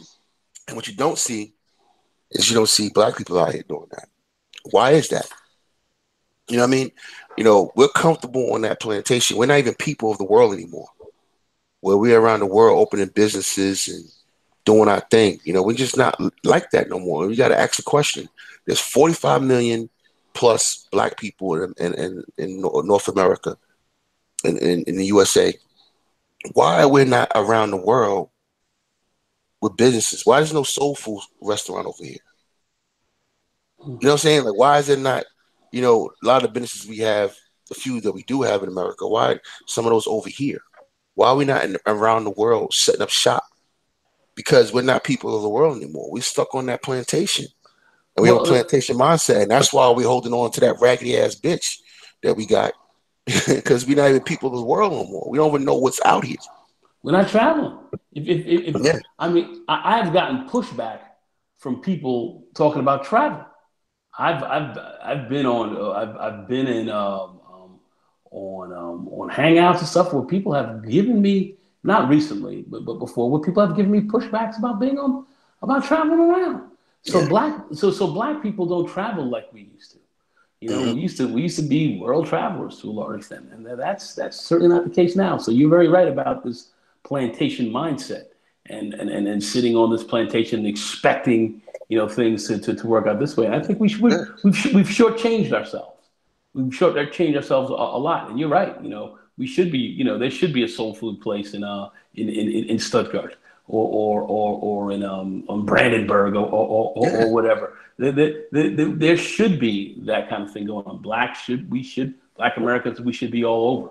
Yeah. But, you know, I can go out here and get Turkish food. I can go get Peruvian food. Yeah. I can get all kind of food right here in Wiesbaden. Yeah. Italian food, real Italians in there. I mean, but I don't see us. You know, that parochial mindset. Sit here and then be shamed for actually traveling. Yeah. I mean, you've seen it. People will shame you. People will shame you from getting around. And you know, the Chinese are everywhere. The Chinese and Koreans are everywhere. They out here too. You know, they in every country. Every country in the world has a Chinatown, Chinese restaurants. And what the hell is going on with us? That's a fact. These are facts. These are facts. Facts. Well, I don't know what else. It's something that we really are going to have to just put a lot more thought into. Yeah, man. Sylvia's will make a killing out here. Sylvia's would make a killing, wouldn't it? He'll make a killing out here. There's nothing else out here like it, and it will make a killing out here. A Levi's for those in the DMV area will make a killing out here. It would make a killing. Wow. Yeah. Totally agree with you. Totally agree. You know, I mean, chilling, just nothing else competing with it. You know, just doing what you're doing because they love American food out here. A lot of people don't understand that. You know, look, we get so used to American food to go on that X. You know, we get so used to our food that we take it for granted, and we always want to enjoy other foods, which is good. But when being over here, being on the outside looking in, these people love American food. They love burgers and fries and chicken wings, and they love it.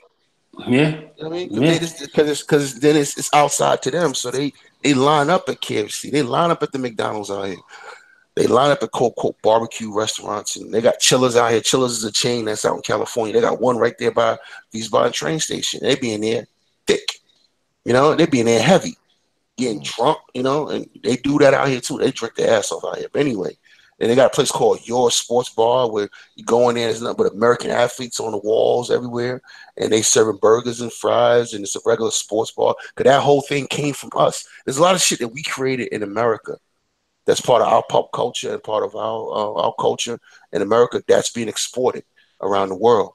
But the only thing that's being exported that's black over here is the rap music, the pill popping, you know, drug rap music, you know, and ratchet culture on TV. So when I look at TV, you ain't seen ratchet culture until you've seen it in another language. You know what I mean? Yeah, I'm watching Love and Hip Hop in German. I'm like, what the fuck? Really? You know? Yeah, man. And that's all they export over here of us. Do you believe this was created in America?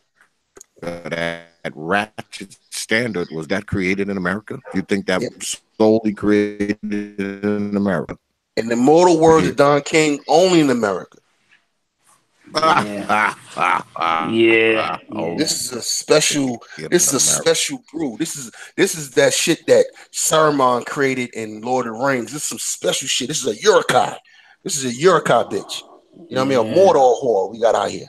Yeah. There's no doubt about it. Yeah, no doubt about it. Because I remember going out.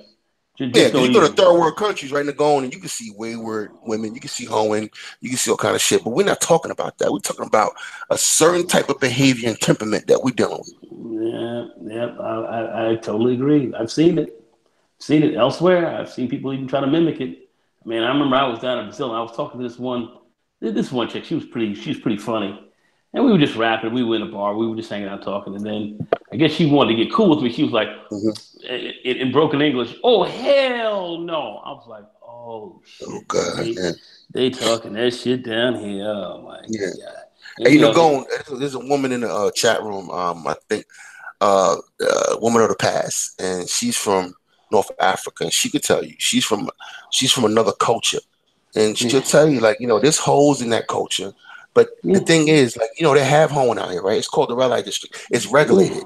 Yeah. You know what I mean? It has its place. They have gentlemen clubs. And they have Asians, the FKK clubs and all that. Yeah, exactly. Asians have in America and all over the world, they have their little gentlemen clubs. But it's not out in the street in front of the kids. Our shit is in front of fucking kids. Just whole shit. I don't know. It's just I've seen it, and some of the more negative aspects of it. Like I said, this girl told me, "Oh hell, can't barely speak English," but she told me, "Oh hell no," moving, trying to talk like the assistant and all this. I'm like, "Oh no," I'm like, "Oh, this shit's down here." So I mean, yeah, that ratchet shit is all over.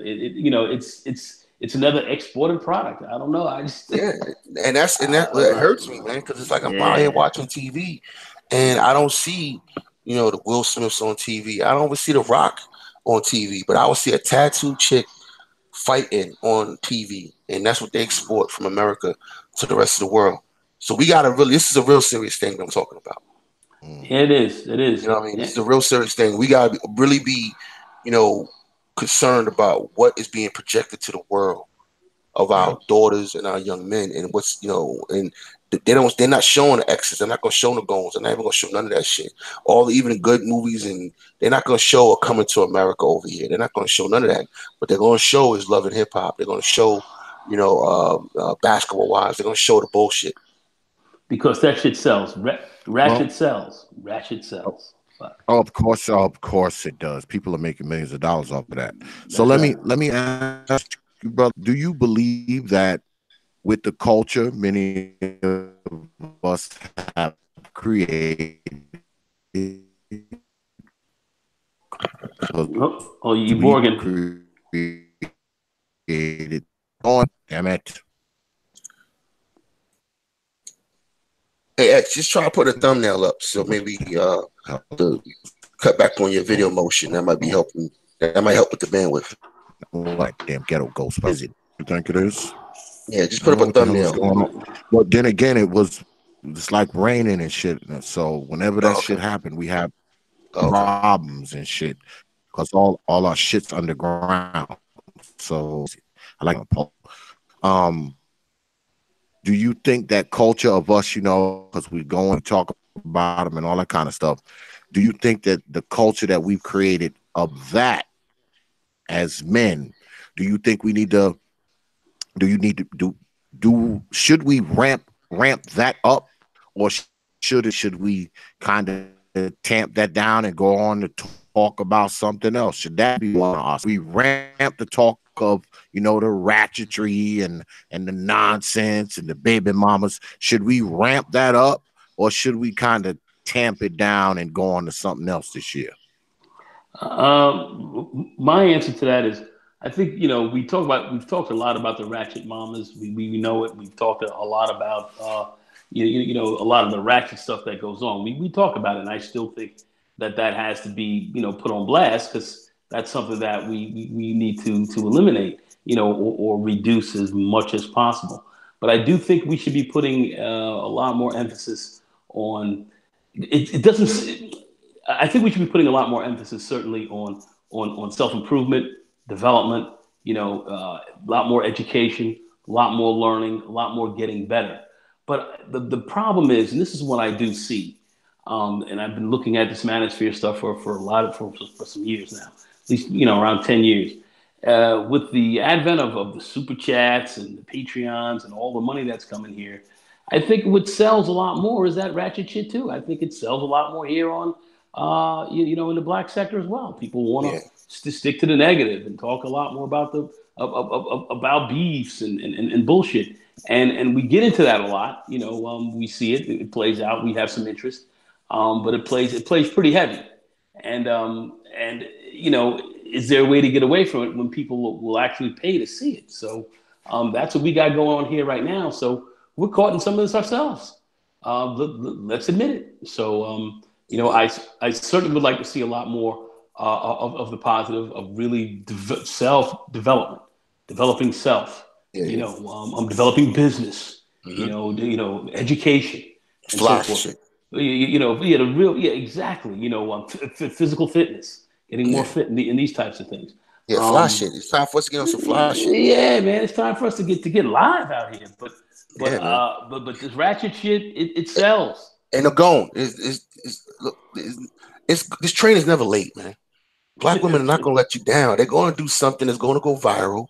That's Right. gonna make you talk about the bullshit anyway. So you don't really have to concentrate on it. But this train is never fucking late. Nigga, you just saw Tiffany Haddish on stage drunk and high a few months ago. You saw Jill Scott giving a head to a mic. You know what I mean? There's going to be another video of a woman leaving a kid at a doorstop and running away. They're not going to let us down. All right? The train's going to be here on time, man. You ain't got to hit your watch. You ain't got to look down the tracks. It's coming. All right? Just sit on the bench and wait. Train is coming. Oh, fuck. Hey, that's some true shit. That's true. It's a gift that they keep on giving. That's a fact. It's only look. You ain't got the bus is going to be on time, fam. You know what I mean? Like clockwork. Looking down the fucking road forward, man. Back and relax. But isn't that the sad thing? Because it appears that Oh shit. are trying, because you look at the red pill and the more and the MGTOW brothers. Yeah. Those are that their standards are changing as far as women are concerned. There's no doubt about that. You can say for good, for bad, for bad. It's on the board. Yeah, we can't hear you. Worse, but these others who have shit. It seems like the more men are trying to change their standards, the more groups of men that are changing standards, the more women standards are sort of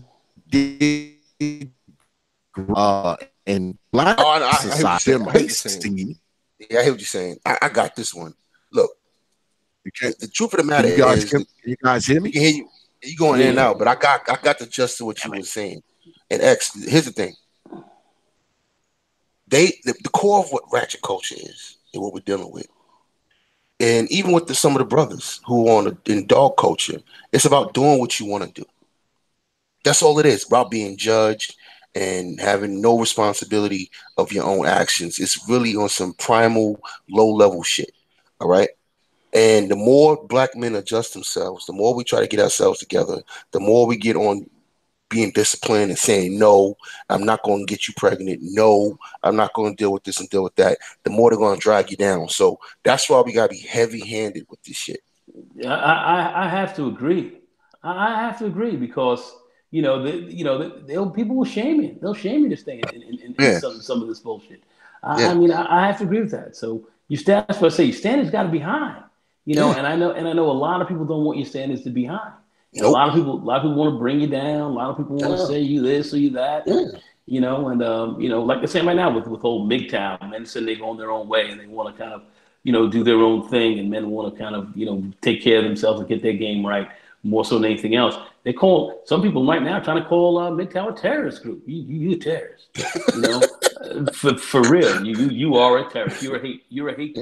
Yeah, you terrorizing their fun. That's what you're doing. Yeah. You're a hate group. You're a fucking hate group. And and all of this is going on where there's in some respects even an attack on masculinity. You're toxic masculinity. Toxic masculinity. Wow. Yeah. So is there a toxic femininity out here? So you're dealing with some really crazy shit that's going on. So that's why I say for brothers more so now than ever, we really got to be getting our shit right. Really, our minds really got to get right out here because you've got some fairly serious forces really trying to attack you. And Oh, many it's of going these to get women, worse, Nicole. You got Nancy yeah, Pelosi taking over, and all of yeah, these, man. soulless women who are now going to be running the House. And so on one end, you got the Democrat on one wing of the dirty bird of American politics. You got Yeah. radical feminism running shit, and then the other wing you got white supremacy. You know what I'm saying? So it's like I the mean, sandwich. You know what I mean? You win. you have them on both sides. You have them on Yeah, both sides, and both are trying to play. Because see, there's a big economic component to this as well, as I always say. It's exactly. like there's economics involved in this.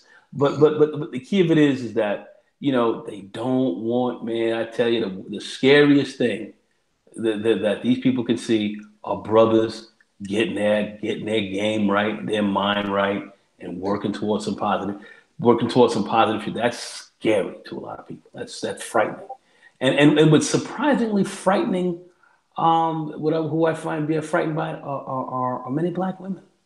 Now I'm not gonna say all, so I'm not gonna drop them all on one, but many black women are afraid of this as well. Oh I yeah. find And I find that they can't do what they want very, to do. That's what it boils down to. They go on, they just want to do what the fuck very, they want to do. yeah. And it's real childish, it's immature, it's it's a low life way of thinking, man, and a low life way of Exactly. being, and we've been all Exactly. dragged into that, and we're so used to it, we don't know it. That low seated shit. So Yeah, and exactly correct. I mean, we gotta break out of that. We gotta break out of that. I certainly know, Brother X understands this well. But Brother Shine, I know you understand this well.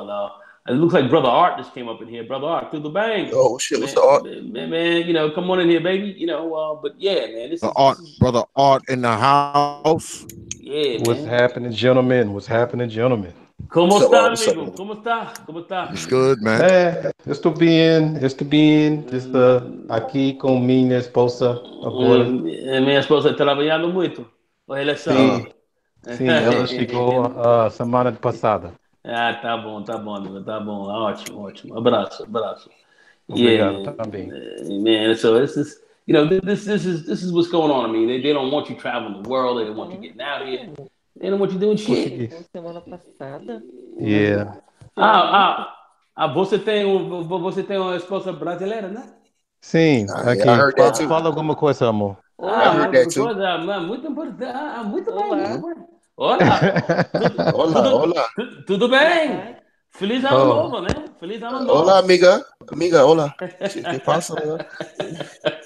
I heard Feliz- No go. Please Ela- do not get Jay Sean started. Chica, ven aquí, chica. Para aqui, chica. Man, we speaking Portuguese here, baby. We ain't talking Spanish. And But we got super ears over here, baby. I speak That's right. Spanish too. Do not get I don't Jay speak Sean Portuguese, but started. Spanish is close enough. Shit. So what's good, brother Yeah. Art, man? What's going on? Man, it's going, brother. Just here enjoying the rest of my vacation and getting ready to get the new year started. Oh shit. Okay. Hey, Art, Let me find where you out live? you in South America, man. No, Find I'm out you here. down South America, man. Okay. You in the Okay. States? Are you in the States or you in South End? No, I'm out here. Okay. Yeah. Okay. Oh, you I'm out put one here in the in the US. suitcase. Okay. You put one in the suitcase. I got you. Oh boy. Well, I keep forgetting this is D.X.L, so I shouldn't be surprised if people start, Shit, man. Like my man Rollo would Yeah. say, turn up. Yeah, it's too expensive to travel around this time, man. Yeah. Gosh. It's very expensive. Very expensive. And We- especially Carnival coming up, that's going to be real expensive to go out that time. Where's your wife from in Brazil? Where's she from? She's from Rio de Janeiro. Rio. Oh, okay, tá bom. All right, man. All right. Yeah, man. Yeah. Ela Yeah, fala she's, inglês? Ela fala inglês também, né? Não, Não. você Ela não não fala fala. inglês. Ela não fala. É muito Não. importante. Querida, é muito importante de entender inglês também, hein? Muito Sim, eu importante. estou aprendendo. Aprendendo Eu agora? estou aprendendo. Sim. Isso. Você tem um curso? Curso online ou livros você tem? Meu marido me ensina. Marido só marido. Tá bom. Yep, Tá bom. that'll be É me. ótimo. É ótimo. All right. Ok, muito bem. I like I like the way you popped up here with wifey. I'll pull that off. Yeah, man. Vou suas bossas. As bossas lá. Sí, sí, ela tem muito. Qual é o seu nome? Qual é o seu nome? Maria. Maria. Arte, ela é uma boa esposa, bom marido. Sim ou não? Ótimo, muito bom. Muito bom, ótimo, né? Muito... Melhor do mundo. Isso. Tá bom. Muito bem. You are, man. That's good, brother. Man, okay, man. Well, I'm trying to represent for the brothers out here. Yes, sir, man. Man, you're making my heart hurt, man. Right now, you're making my heart hurt, man. I gotta get back down. Gotta get all back down there. And for those people out there wondering, this is a black woman, okay? This is a black woman. Ela é uma negra, né? Muito bom. Morena? Negra, sim. Negra. Tá bom. 100% negra. Sou negra, né? Isso, eu gosto. Você gosta de samba, né? Você gosta de samba? Não.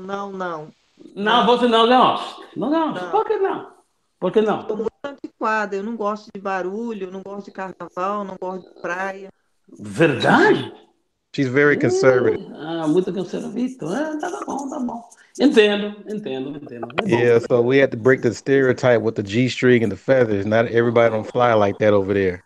Well, no, I say, I like.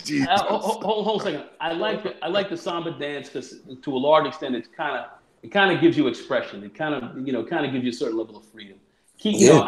Alegria, entendeu? Alegria. Okay, alegria. I'm not talking about nothing negative. You know what I'm saying? Right. You know what I'm saying? But anyway, She's making that face. He said, "Follow português." It's like, yeah, we speak everything. Nós falamos toda coisa. Sim, toda coisa. Sim, eu gosto de falar português. Sim. Fala todo o tempo.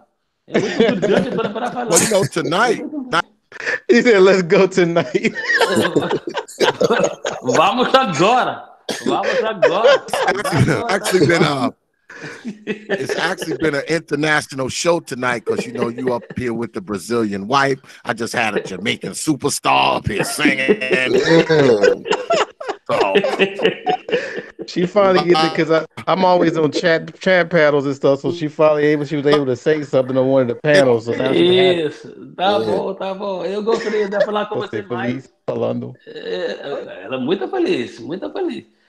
Não há muitas pessoas aqui falam português, espanhol. A maioria da gente aqui fala nada, entendeu? Really? Isso é verdade. See. Did I hear a little English coming up? She said she's learning a little bit right now. She's her husband teaching a little bit. Okay. Yeah. Okay.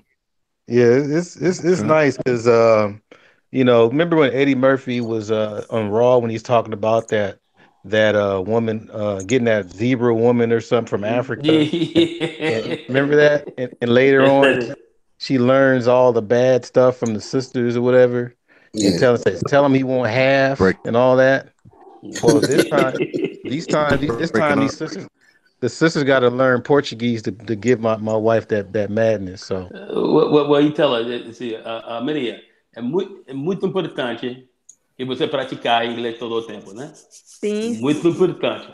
Fala com ele todo o tempo. Escuta e fala. Sim, leva um tempo para falar fluente, mas eu vou conseguir. Isso. Você entende. E ele fala português muito bem também, é verdade? Sim, Ele fala bem. Ok, é importante. Ok, isso. Escuta. Você fala inglês e ele fala português, né? Entendeu? Sometimes, yeah. But I'm telling you, there's some benefits of speaking another language, the native language out here. Yeah, because you can say things that others don't understand. Yeah, but our ratchet culture is universal. Okay, but you got to understand. But then you never know. You may have somebody like me sitting around who will be. Oh yeah, that's true. That's true. They sitting there listening. Say, wait a minute. Eu entendo você falar. Yeah. So yeah, I understand, but we're having fun out here because even people the Spanish speakers out here looking at us funny, like that's not Spanish, but look at these two Negroes talking. I love it in grocery stores and stuff, and I'm like, okay, And we got our own code. we gotta get back to that, man. See, being black, we're the original people on the planet. We gotta be people of the world, man. You Yeah, know? that's right. We do. We're not, man. You know, and let me, something, Jay Sean, it's a great point you make because actually in the Western world where we are, it's very important that we learn Portuguese because more people speak Portuguese, more black people speak Portuguese than English, French, Spanish combined. Yeah, isn't that like 85% over there, right? Yeah. No one knows that because that we have a very large population, but people don't know this. Plantation mind, they don't know that. Yeah. And we got more speaking Spanish too. So it's the slave trade like occurred way more over there than over here. It did. More Brazil than anywhere else. It did. A lot of books have been written on it, but one of the more recent ones, Dr. Gerald Horn, has written a very good book about that as well. Talking about the African slave trade and African slave trade in Brazil. People should take a look at him as well. So, but like I say, the Portuguese language for black people is actually fairly important here in the Western world. It's actually very important, especially capoeira. Capoeira, the Tingan. Angola. Yeah. See, I've been to Angola, so I've been there. Yeah, man, that's Black history, dude. People don't understand that. Yes, sure. Yeah. You know. And there's a country down in South America that's black. I'm using forgetting Guinea, not Guinea. You talking about out in Curacao? Out in the Oh my God, I have a brain cramp right now. It's on the northeast side of South America. There's a country that you would think I thought it was from Africa when I was younger, and people were like, "Yeah, I'm from here," but it's in South America.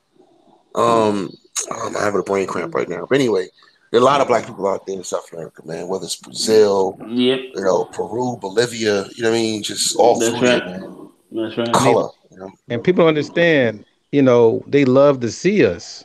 They really love to see us. I don't know what's going on out here because some people come out here and act like their stuff don't stink, but when you go in their country, it's a total different experience. It's like Roots. Right. To be honest, it's like Roots, but in different countries. That's right. Yeah, Guyana. That's the country I was thinking about. You got Guyana and Suriname. Yeah. These are black countries. You know what I mean? That South America. Well, Guyana is just above Brazil. Actually. Yeah, just above Brazil, and in Brazil, there's a city. There's I don't know if it's a state or a city called Bahia. Bahia. Yeah. I want to visit that because they got the women with the big dresses and African women with the big. Yeah, it's beautiful shit, man. That's where everything started. Yeah, Venezuela, all that, man. Music, the spices. I've been there. Yeah, well, can y'all hear me? Yes, I can hear you now, brother. Yeah, damn. I'm back. I saw you left for a minute. I don't know what the hell happened, but when people in America, that's what the white man got his foot on my the white man has his foot on my internet's neck. When many times in America, when we think about black people, we think the only place black people are is in Africa and in America. That's how a lot of people think. You know that, right? They think the only place there's black people is in America and on the continent of Africa. Because a lot of us, we just stupid. Not all of us, but a lot of us are just stupid. That's just the way it is. Let me ask Brother Art, because we talking about the man standards of 2019. So, I mean, you're married to a woman from South America, and so that means your standards were different off the rip, because obviously you decided, hey, I'm not going to marry some American woman because she doesn't meet my standards, right?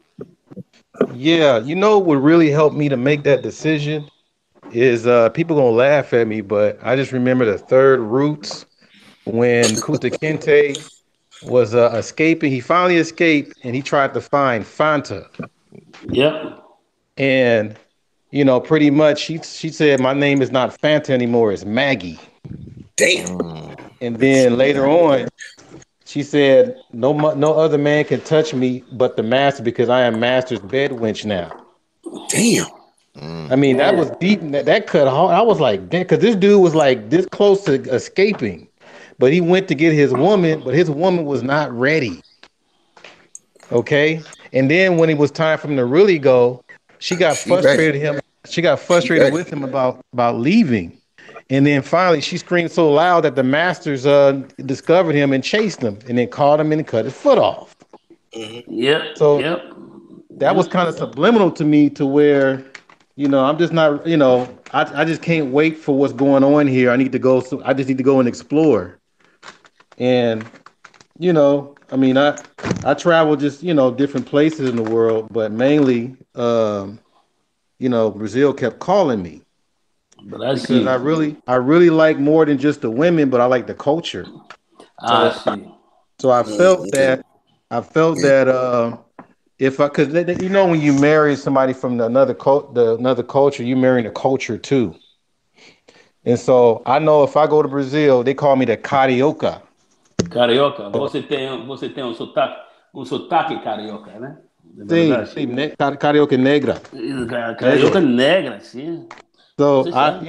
I blend in. So it ain't like trying to be Chinese or Middle Eastern and all that kind of stuff. I am a straight up brother out there. So when I go out there, even if my Portuguese is a little bit challenged, I'm part of the family.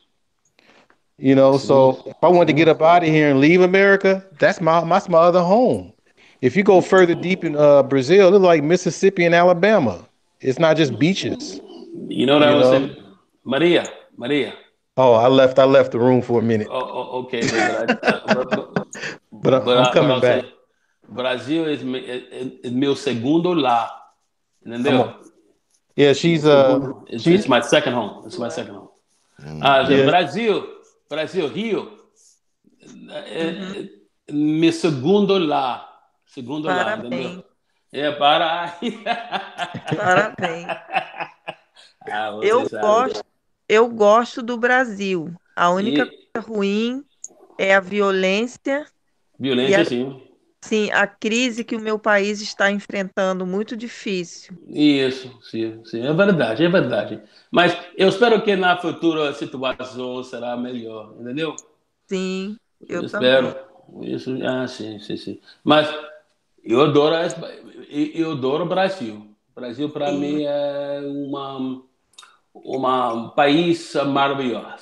sim, Maravilhoso. sim, com certeza. Yeah, Sim, she Mas da gente lá, você sabe que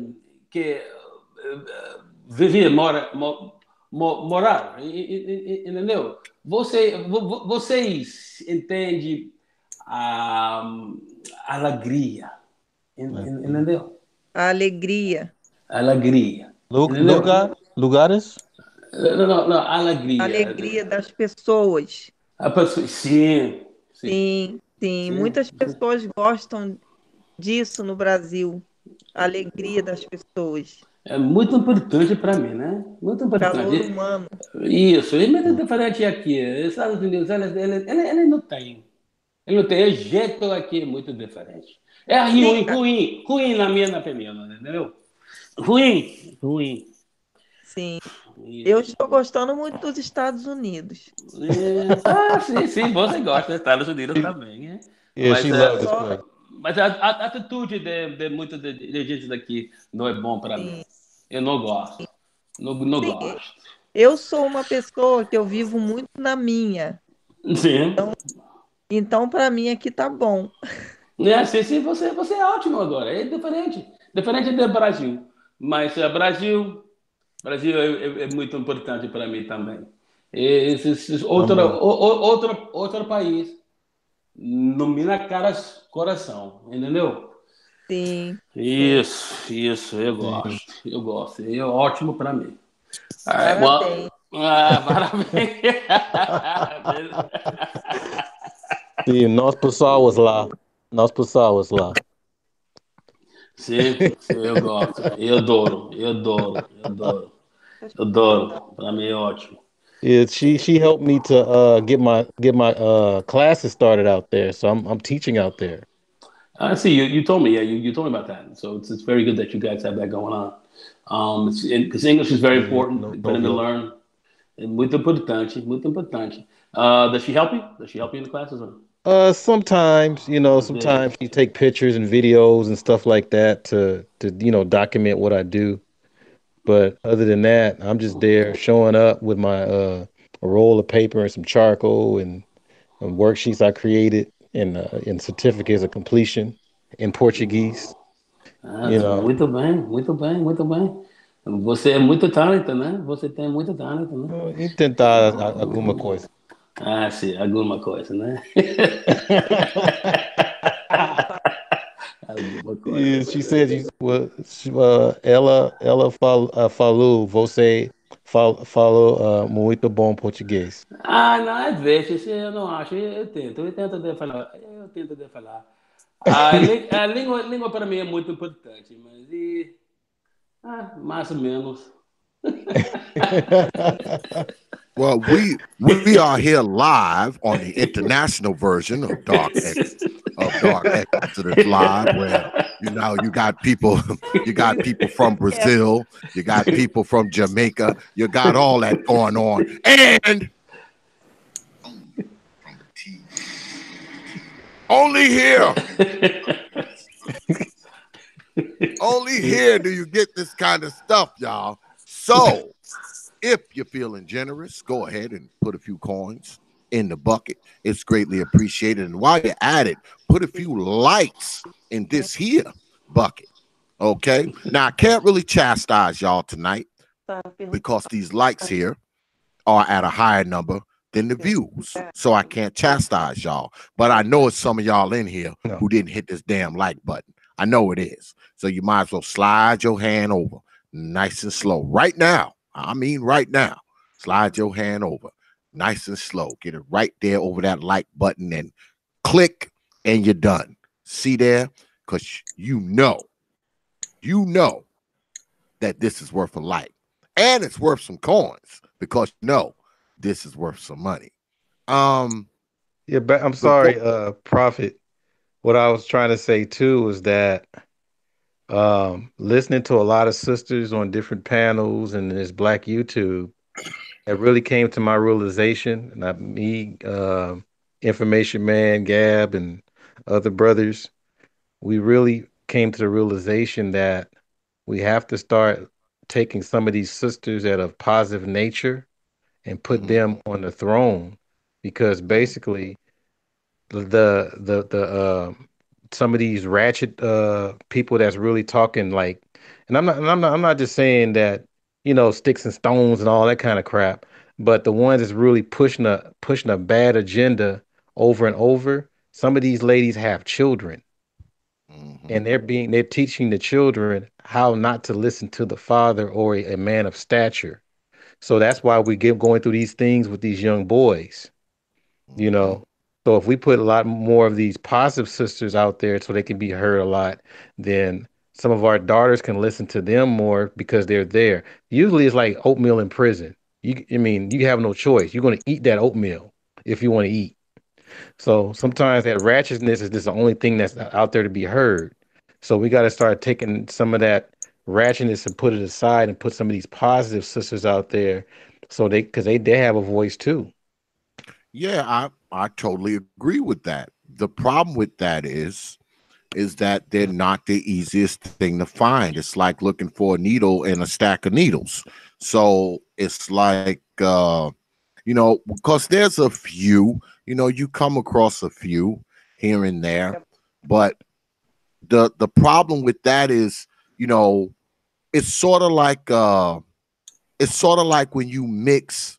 You know how they have the sheepdog and they mix the sheepdog in with the sheep because, he kind of looks like a sheep from a distance, so he can kind of hide from the wolves and the foxes. It's sort of like that.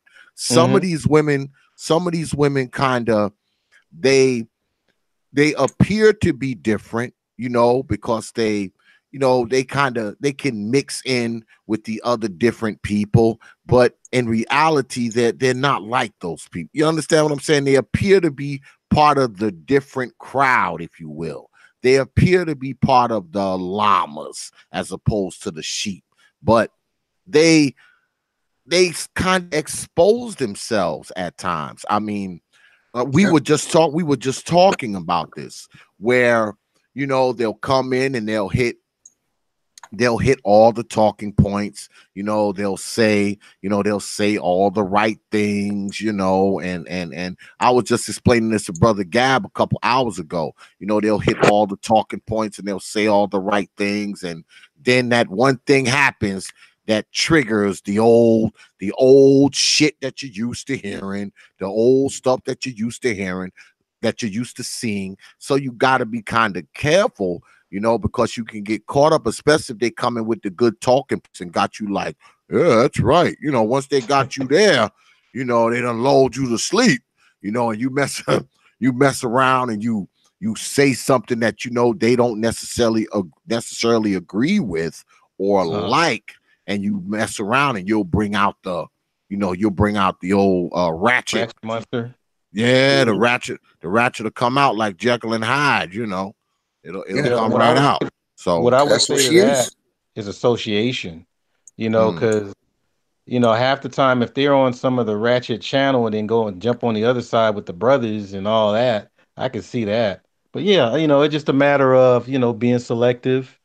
But the key thing is to try, because I think some of these ratchet chicks serves a fix, like a drug.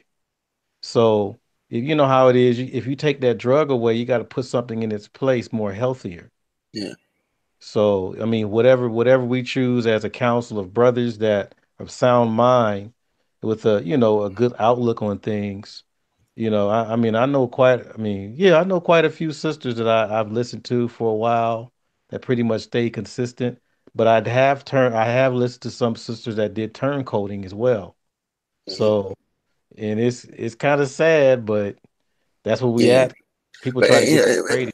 Let me jump in real quick, man. But all right, my whole thing is I feel where you're coming from, because I have a daughter, and I want her to get positive, information from women, but that's not really our responsibility. You understand? It's not our responsibility as men to push women out there who are positive. Women have to get their shit together. You know what I'm saying? That's not our responsibility. We got a hard job alone protecting, leading, and developing boys. It's not my job to develop women. All right, that's a woman's job.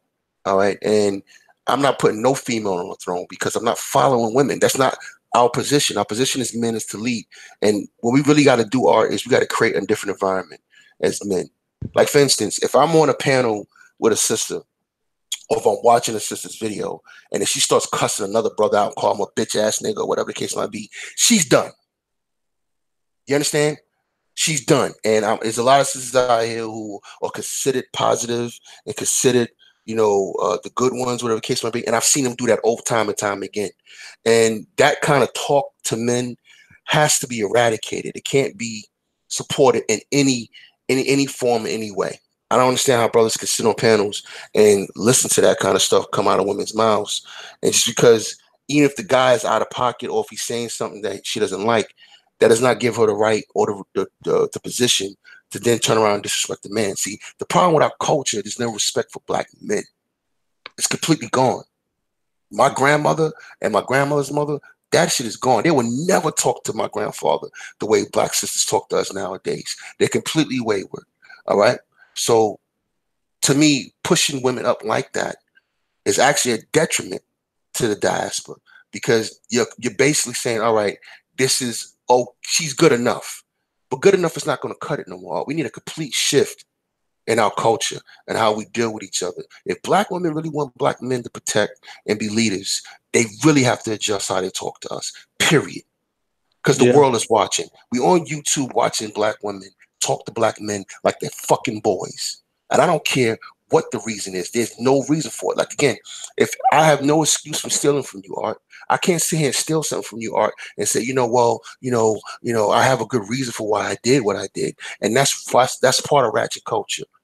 All the time, there's a reason why I did what I did. Well, I got pregnant because I did this because, and I did this because. No, there's no because. You did what you did, and you're accountable for how you treat people. period. You accountable how you talk to people. And I'm not co-signing no females, none, that talk to men the way some of these sisters talk to on YouTube, talking about how they niggas leaders and calling motherfuckers bitch ass niggas, and that shit is that's completely out of bounds. I agree. And we got, and that's what I mean by standards. We got to stop accepting it.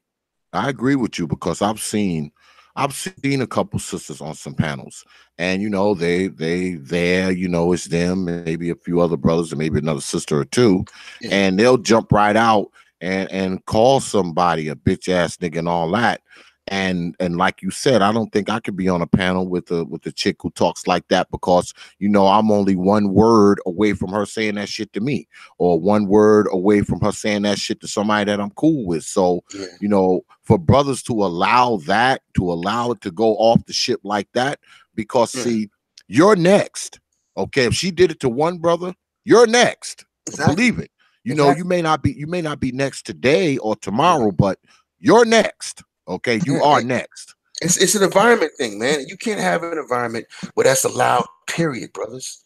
I'm talking to black men. It can't exist. And it's double talk for a sister to talk about how they want protection, they want black men to lead, and then they fly off the handle and do that. It's bullshit. What I was trying to say, I didn't say anything about just a little correction. I didn't say anything about developing the sisters. Because they, the ones that are of positive nature, they already have that in them. And you said create a space. That's true. But I was saying is that creating a space, the king of his castle or the king of his kingdom is the one that ordains what needs to be the queen, the prince, the princess, or whatever. He's the one that calls that out. And the problem is when these sisters are putting themselves on the throne, that's when we have a problem. Because basically they crown themselves and think they can be higher than the king. That's what you're saying, Art. That's what you're saying. But here's the thing. We're not in a position right now as black men, and we got to be honest, to be crowning anybody. We got to get our shit together. Right now, we have black men who will listen to, let me get the flip side of it. Let me get off the women. The same thing that when the sisters sit there and call a motherfucker a bitch ass nigga or whatever the case might be, in this record, brother, there's a lot of men in the chat rooms giggling and cackling. You see what I'm saying? So we're out of order. So we're not in a position like, all right, me personally, I am a king. What does it mean to be a king? I'm the master of everything I survey, which means I pay the cost to be the boss. So that means I'm not a tyrant. I don't run around my family or my household dictating certain things that I have not created an environment for it to exist. You see what I'm saying? I pay the cost to be the boss. So then I could be a dictator in my home. I could be a dictator in my life because I pay the cost to be the boss. I am the master of everything I survey. What that means is I am responsible for everything that's under me. You know what I mean? I'm responsible for everything that's under me. A lot of brothers out here don't have no agency. You understand? They just don't.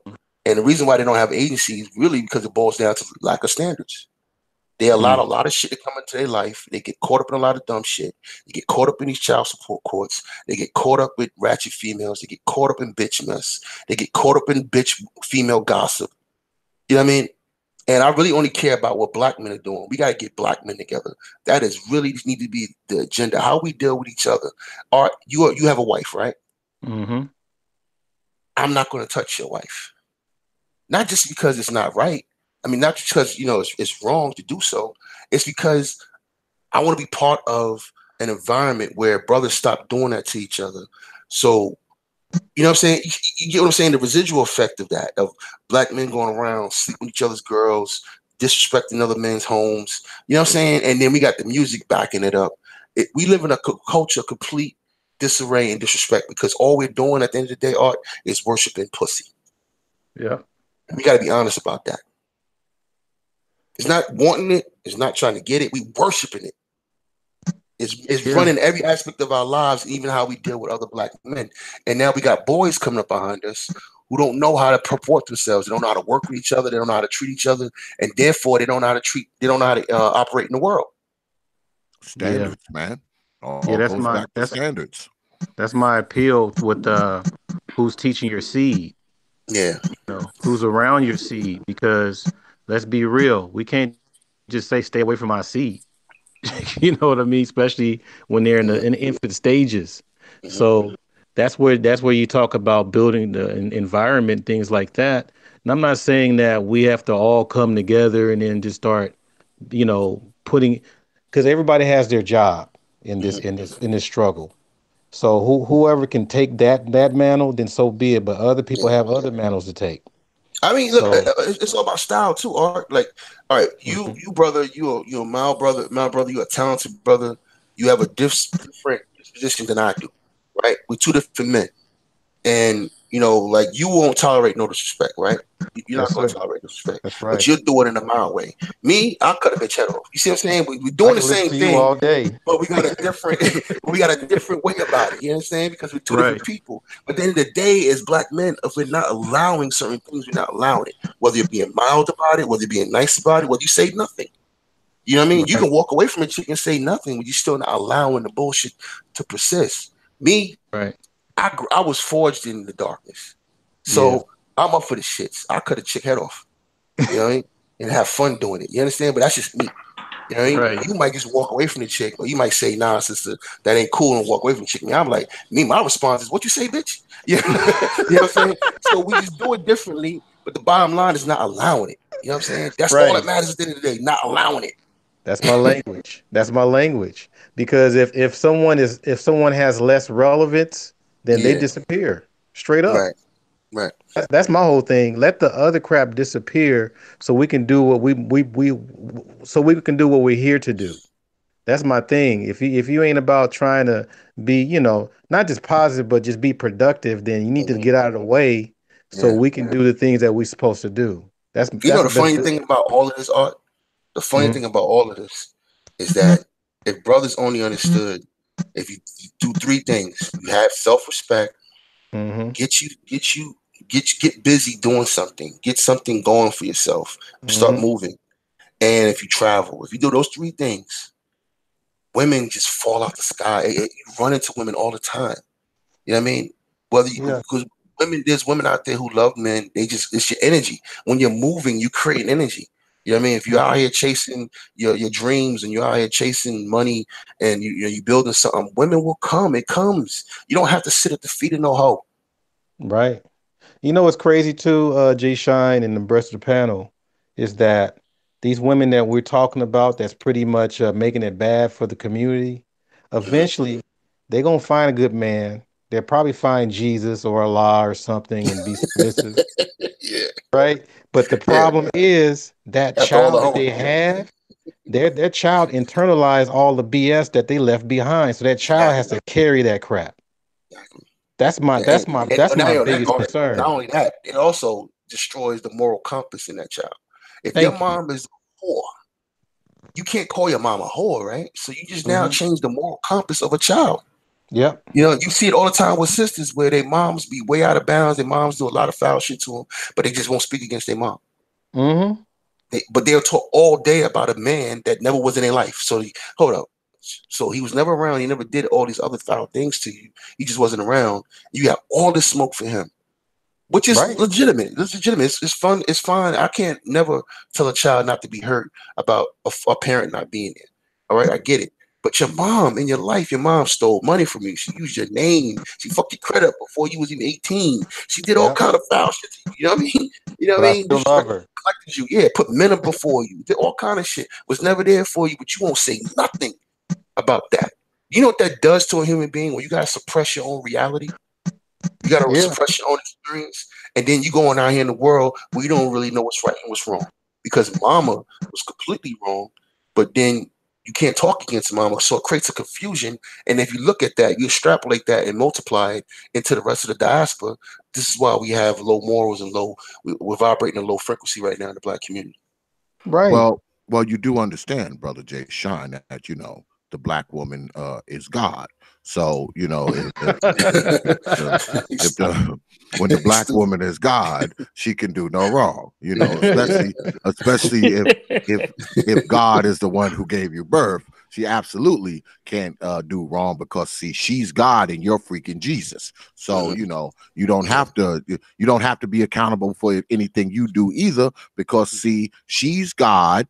Right? She gave birth to you. So that means you're Jesus. So both of you are always right, no matter what you do. Mom's God, you're Jesus. There you have it. End of story. Man, Brother X, and I don't want to step on anybody's toes on their religion, but think about this for a minute.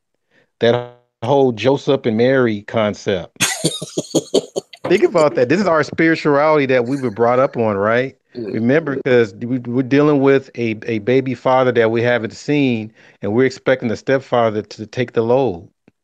We internalize that. I mean, everybody else that probably has that religion, they probably just do whatever they do. But remember John Henry Clark said, we out Muslim to Muslim and out Christian to Christian. Yeah.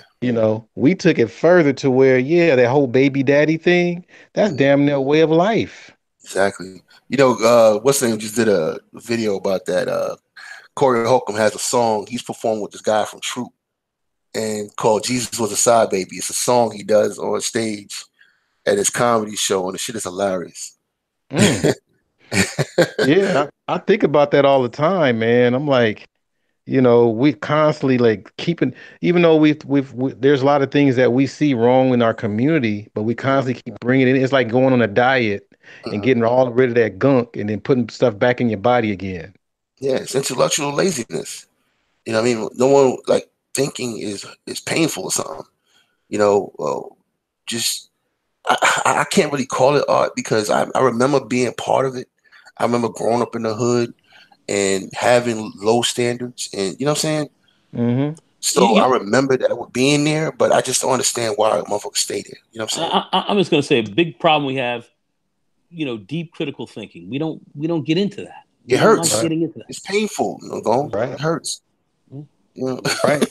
You gotta get rid of the stuff that you lied to yourself about that you felt that was good. Yeah. You got to get rid of that. You ever tell somebody the truth, like put the real truth right in front of them, and you see the glitch? Like, I mean, like it's painful for them to wrap their minds around the truth.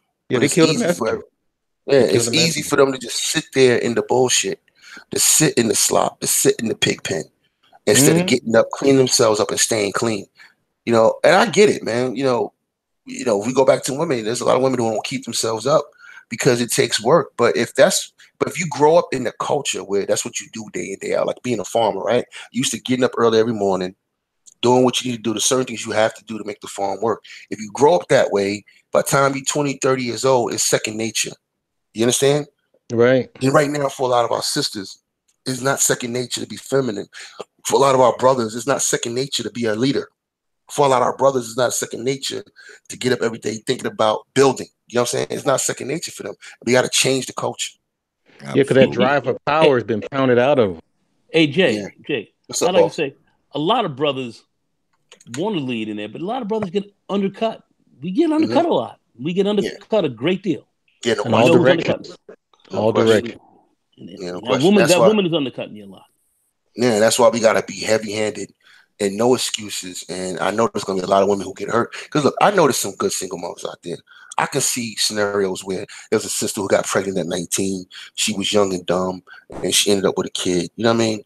And we got to take things on a case-by-case basis. But since then, that time, she's grown and matured and become a phenomenal woman. But this is war. So there's going to be casualties of war. I'm sorry. Well, you know what I mean? It's going to be collateral damage because we got to really shift the culture. Well, we just finished talking about critical thinking and deep thinking. A lot of people don't do that, and a lot of people don't want to reflect, and it goes back to our old mamas. A lot of us don't want to reflect on that stuff because, see, if we reflect on that stuff and figure out that a lot of the stuff that went on in our life was nonsense and BS, that means we would have to change our standards to do what's right because we already have a standard that we're living. We're living through a particular standard, whether that standard be high or low.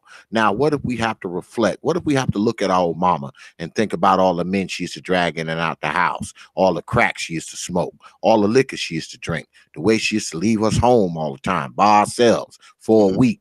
We realize that that's wrong, right? So if we critically think about that, we might have to put mama in another standard. We're going to have to look at mama under different standards, because now we have to indict mama if we really think about it, because we know it was wrong. Even though that's our old mama and she God, we still have to realize that God did us wrong. So we don't want to do that, because see, we're going to have to apply different standards to mama than we applied to her before. And the same goes with ourselves. If we take a look in the mirror and look at some of the things that we've done, especially some of the really, really horrible, ratchet, backward stuff, if we look at that stuff and we realize that that stuff is wrong, now we have to look at it under a different standard. We have to look at it through a different lens, therefore look at ourselves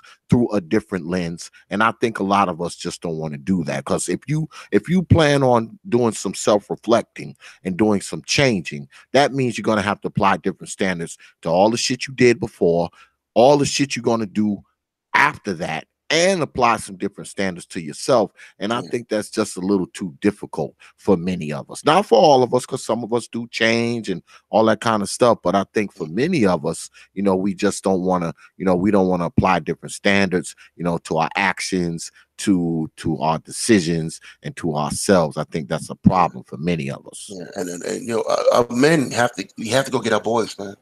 We have to. If you have sons, you got to go get them.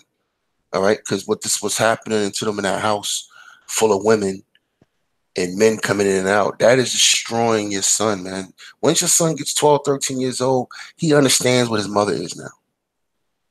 That just lowers his self-respect right there alone. When when you got to have that realization, no boy should be witnessing their mother in and out of relationships and disrespecting their father.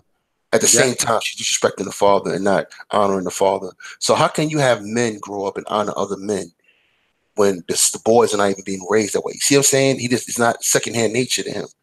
My daughter is growing up with her dad. I had my daughter since she's 1 year, 4 months old. She's grown in a house with a male voice. She's not a sucker. You just can't run up on her. Any dude can't run up on her and just tell her what to do.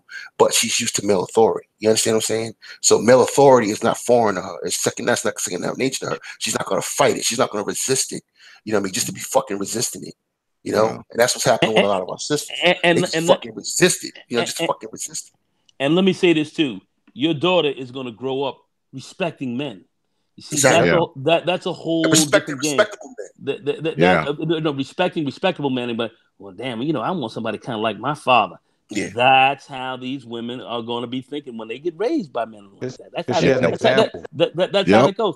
And I mean, they ain't going for that sucker. Yeah, and dude ain't gonna be able to just walk up with some old BS. That ain't happening. That ain't happening. Yeah, man. Because I get I admit when at my job, we have a lot of girls at the school that don't have people with fatherly advice. Mm-hmm. So this girl put down, how they ask these students about questionnaires about, who is your father figure, who's your mother figure. I had a lot of the girls students put my name, because basically I'm giving them stuff that a father would give them. And then later on, I say, look, I gave you the man's perspective. You need to go to a female and get a woman's perspective so you can get a balance, because basically when they keep hearing all this ratchet, that's the thing. And, and the same thing for your daughter, Brother Jay, is that when people start saying a bunch of things like these ratchet women are saying, they know not to go to people like those women anywhere else. They'll go to someone that's more positive because they know the difference now. And the same thing with the men. And so that's what I've been seeing is that because we do have some dudes at the job that ain't about nothing. And some of these kids know the difference because they see someone like me, Nagon, or Jay, or even X, or anyone else that are on these panels. So it's always best to be a positive force everywhere you go for every child. Every child. Yeah. Be an example. And that's part of being a man. And the thing is, we're so lazy now that, we just want to be wayward, man. We just want to be loose with it all the time. We don't know when to be professional. My grandfather told me something when I was a boy. And he was like, son, and, you know, he used to chew on cigars. He never smoked them, but he had a thing for chewing on cigars. And he was a World War II and a Korean War vet. And he was like, son, you gotta be professional at life. And I didn't know what he meant until I got older. You know what I mean? And what he meant by that is that this over emotional thing that we got with black men right now, where we react to certain things emotionally and not logically, is something that we gotta quit. You know what I mean? My grandfather said, look, son, you gotta learn to be professional in life. There's gonna be times in life where you gotta say, fuck it, fuck this, and fuck you. Yep. And he was telling me that as a boy, and I didn't understand what he meant, and I didn't know how to apply it. But he knew I would learn as I went. You know what I'm saying? He just dropped that jewel on me, and it germinated. And when I got older, I know exactly what the fuck he's talking about. You know what I mean? And I applied it. You know, I'll give you an example. We just talked about my daughter. I love my daughter. I love my daughter immensely. I love my daughter, every fiber of me. I would die for my daughter without blinking a fucking eye. I have a divine responsibility to that little girl. But here's the thing. I've told my daughter on a few occasions, if you don't want to honor your father, if you don't want to use what you're taught, use all of the blessings that you've bestowed upon you, just by the way you've been raised and where you've been living. If you don't respect none of that, you just want to do what you want to do with your body and your life, I love you enough to let you go. Yep. You understand? A punishment and reward system is something that black men do not have anymore. And so that's where we got to start with standards. That's the first level of punishment and reward. If a sister's acting a certain way, leave her the fuck alone. All right. You don't give her the attention. You don't give her the things that she wants. It will drive her nuts at first, but she'll be fine. And the young girls coming behind her will see that. They will see, well, no, I want to be revered. I want to be loved on. I want to be taken out. I want to be this. I want to be that. But see, right now, I ain't taking no bitch out. You know what I mean? I don't know you. I don't know what kind of person you are. I don't know what kind of woman you are. So I don't know you. So we'll go meet me at Walmart. Meet me at IKEA for the first date. You understand? So that way, if I don't like you, I can still pick up some shit for the house and I don't waste my goddamn time. You understand? So that's the kind of shit I'm on right now. I'm on a punishment reward system. If you want certain things from men, you're going to have to deserve it. You're going to have to earn it. My respect. Look, brothers, I want you to hear me clearly when I say this. What value is your protection worth? If you're laying in bed with a woman, and there's a noise downstairs, even the most ratchet, hardcore chick is going to be looking at you in your face tomorrow. Are you going to go check that out? So you're going to put your life on the line to protect your home and your woman, and she's expecting that of you. But in return, she can't fucking give you simple respect. She can't give you common courtesy. You're a weak ass nigga not to want that, not to feel like you deserve that. Your protection and providing and all that you're doing for your woman demands it. Bingo. And if she can't give it to you, cut her off at the fucking knees. Done. Stop being a goddamn and don't look fucking back. Exactly. Yep. Because second chances make you weak. That's the best way to teach it. Second chances make you weak. So I mean, you give second chances, and that's it. Because I'll tell you right now, I'm a person. I've been married in April. It'll be 18 years. I've been married to my wife. If she ever come out thank you, brother. She ever come out her fucking face to me the wrong way, she's out of here. I mean, that's just the way it is. You know, after all these years we've been together, she come at me wrong, she's gone. I'm not even going to sit back. Yeah, she should know better because she knows me. She's been around me long enough to know me. So, but hold on a second. I'm gonna say this real quick, bro. All right, she ride or die. I've seen it. Yeah, I got nothing else to say. Yeah, you got I've seen it. Yeah, you got a good wife. You got a good woman. You know, gives niggas like me hope. But I'm gonna tell you right now, X, you the last married nigga because you the last Mohegan.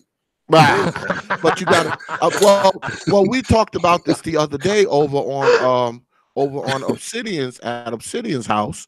Because, you know, I met my wife like 21 years ago. So, you know, we in a different time now. You know, we in a time of ratchetry and craziness and twerking and 15 baby mamas and all this kind of nonsense. You know, we're in a different time now.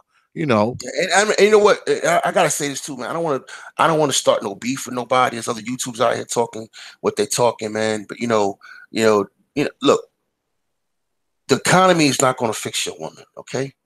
Nope. All right. There's this mentality out there like things are going to fall apart. She's going to have to act right. Let me tell you something, man. In the 70s and 80s in New York, you know what I mean?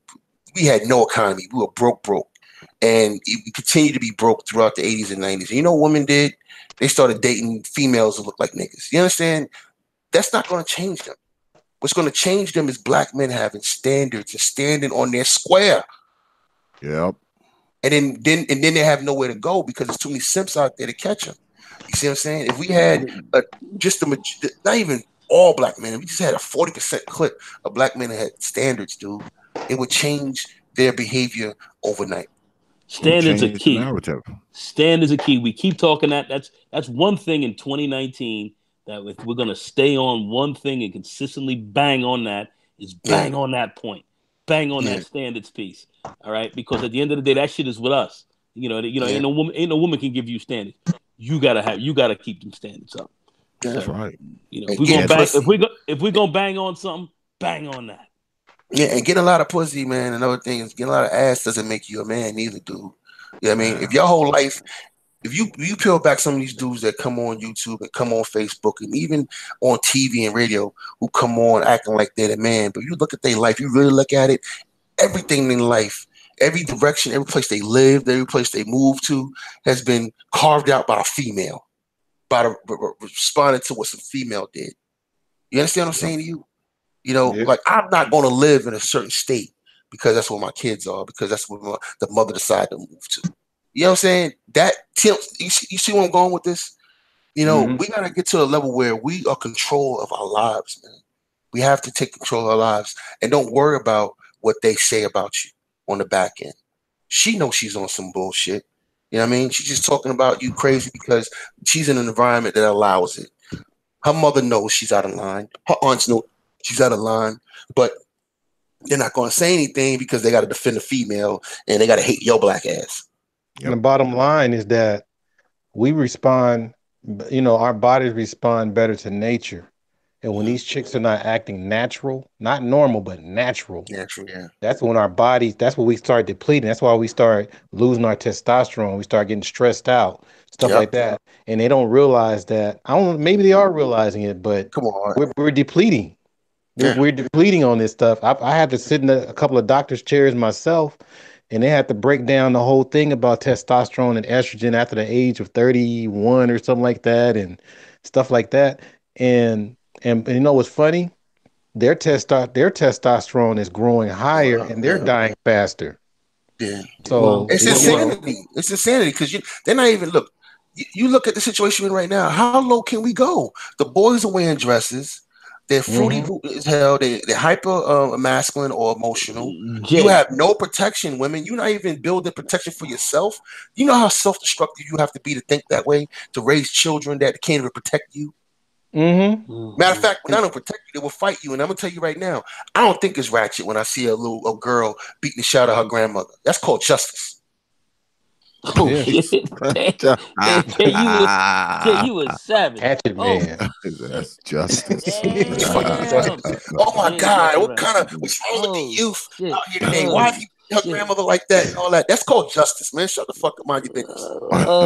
That's what she created. That ain't shit grandmother. That foul mouth old bitch raised her mama, and then now the fucking child of her mama is whooping her ass. That's called justice, man. Stay out of it. Shit. It's a boomerang. That's that hardcore shit going down. You stay out of it, man. Like I see an old chick getting beat up by a young girl, and I found like, yo, get off that woman. Oh, that's her granddaughter. Oh, my bad. I'm out. Yeah, she thought it was cute when she was younger. She thought it was real cute when she was younger. I thought that was a stranger she was beating up. Oh, my bad. Yeah, my bad. Yeah, that's family business. Watch out. Y'all want y'all back up. Give her some room. When she got older, it ain't cute no more. Let her work, bitch. Let her get that all the bitches to her grandmother. That's justice. Oh, boy, I tell you, that facial hair is something. That justice ring from the sea to shine in the sea. We thought it was Pete Fuzz. That's crazy, man. Yo, I'm about to wrap this up, man. Any final words? Any final words, brothers? Yeah, before we peel out. This shit was fire. Great stuff tonight, man. From us popping the Portuguese. You had your man come on singing. That shit was unique. We ain't seen that in a minute. That was tight. So I'm I loving that, missed man. the. I missed. I had to do playback. I missed the Jack. The Oh well, you Jamaican listen to stuff. it. You listen to it, maravilloso, muito maravilloso. So it's Okay. so it's some great Eu vou shit. assistindo. Isso, você gostaria, hein? Você gostaria de verlo, hein? Okay, Sim. okay. My view is beautiful stuff, great stuff tonight. You know, brother X, you the man, bruh. Anyway, that's all I gotta say, man. Good points being brought up, man. You the man, X. Yeah, you know, I try to be, man. Only on TPOT Media do you see this kind of stuff, man. Only here. Anybody else? Any last words? Don't forget, X, you're going to be playing the voice of the Masters of the Wind. Oh yeah. Oh, see, we can say the name. Now I wasn't saying the name for a couple of weeks, you know. I wasn't saying yeah, that's right. Just like Brother Art said, you know, you're gonna be hearing old X on the old animated series that Brother Art has created. And of course, I'll be playing one of the characters, one of the main characters. So, you know, look out for that soon, y'all. Look out for that soon. It's coming at you. Yeah, it's coming at you. So And probably all I next gotta month. say is, you know, brothers, man, start, you know, respecting each other. You know, so respect yourselves first, value yourself, and start respecting other black men. You got to start shifting the culture, and stop falling in, and stop sitting back and watching other men be disrespected and thinking it's entertaining, and don't engage in it yourself, because the truth of the matter is a lot of these sisters are getting off on it. All right, they're getting off on you guys arguing with each other. And you know what I mean? They basically sit back, spit shine in their clip while y'all motherfuckers out here, you know, disrespecting the hell out of each other. You know, they want their version of the Mandingo fight on YouTube. All right, so y'all gonna have to get off that, man, and stop participating in that bullshit. And you know, and then start, you know, applying that to your life. You know what I mean? Don't let no one disrespect you. Focus on your business and things you want to do in life.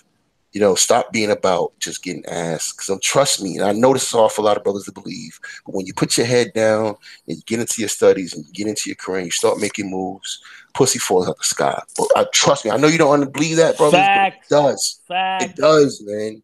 It does. You're doing something, and you know, you're just gonna run into women, and then of course, like my man Nagone said, and like Art said, travel. Yeah. Had to create my own reality. Learn different languages. Get butter laid. Get butter laid out here. Man. Become men of the world, man. Yeah. Great stuff, Jay Sean. And come back and teach your young what you've learned in the world. Mm-hmm. You know what? You know what's crazy? You know what's crazy? I know you're about to wrap up, X, but I gotta say this. You know what's crazy? I don't know. Everybody I know, I think everybody on the live stream come from the hood.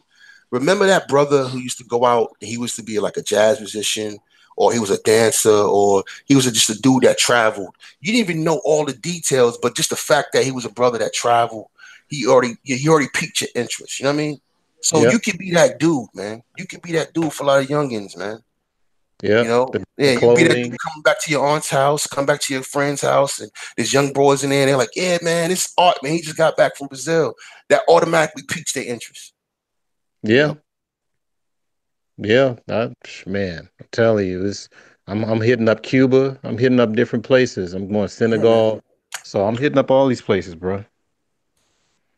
Yeah, man. I just bottom line. I want to thank everybody for coming out tonight, man. You know, I had invited BMT, Brother Samuels, and Obsidian too, but they stood my ass up. God damn it!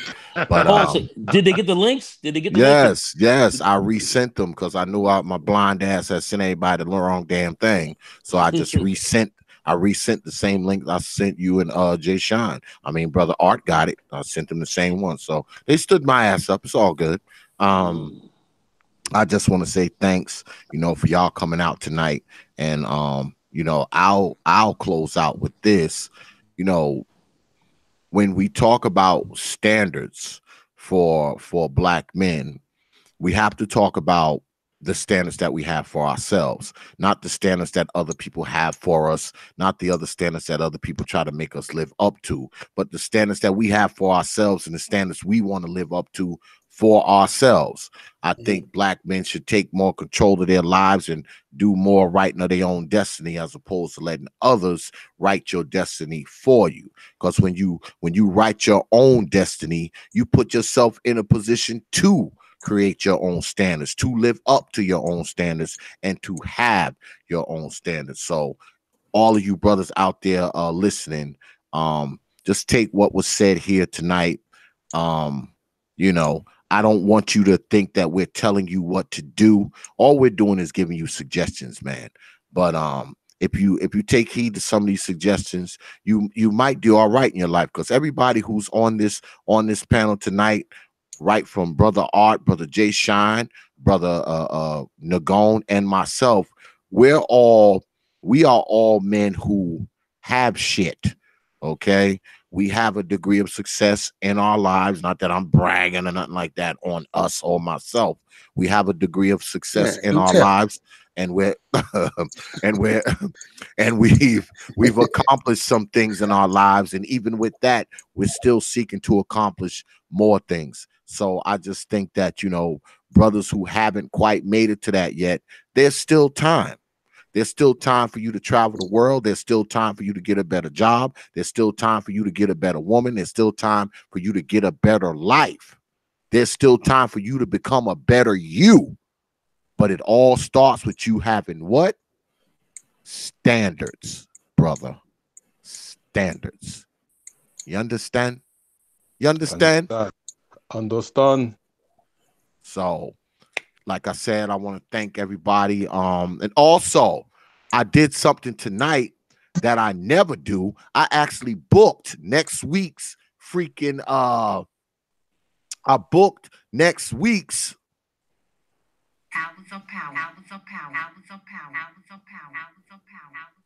tonight. I never do that, y'all. So next week on Hours of Power, we're gonna have Brother Rob, we're gonna have Brother CRU, and we're gonna have King Sigma. So it's gonna be a triple threat next week, next Wednesday. So have your black behinds here next Wednesday, because the Hours of Power will be live and direct, and we going back to having 3 guests. Y'all know we've been having 2 the last couple of weeks, but we're going back to our triple threat now. So next week we are going to have 3 guests on the Hours of Power. And also next week, have your black behinds here on Thursday, of course, because y'all know it's D.X.L night, and y'all know how we get down. Y'all saw what happened tonight. I mean, tonight it was just like I said, the international show. You know, my man, Big Brother Art, he had his Brazilian wife on, him, his wife, Brother Nagone, speaking Portuguese for like 35 minutes. I actually went and smoked a cigar while they was talking. You know, I was just listening. You know, because I just went and smoked a cigar. I was like, well, they're gonna be talking for a while. I go take a puff of my yeah, I'll go take a couple puffs of my cigar. Yeah. So, you know, we had my man Ras Shiloh was on here singing a few tunes for y'all tonight. So you might want to go ahead, man. You might want to go ahead and rewind it back, man, because some good stuff took place tonight on D.X.L right here on the TPOT YouTube page. Now, what I want y'all to do is I want y'all to go to Facebook, and I want you to hit that main page up. Prophet of Thought Series. Prophet of Thought, one word, series, the next word. That's our main page. It's a community page. Go there, like the page, follow the page, share the page. You can always hit the page up. You can leave me a message there as well. I always answer within 24 hours, you know, somewhere between 24 and 168 hours, I will answer. Okay. Check in on that page, because you can always find out what we got going on here on the old TPOT YouTube page. You can also catch up with old X there from time to time as well.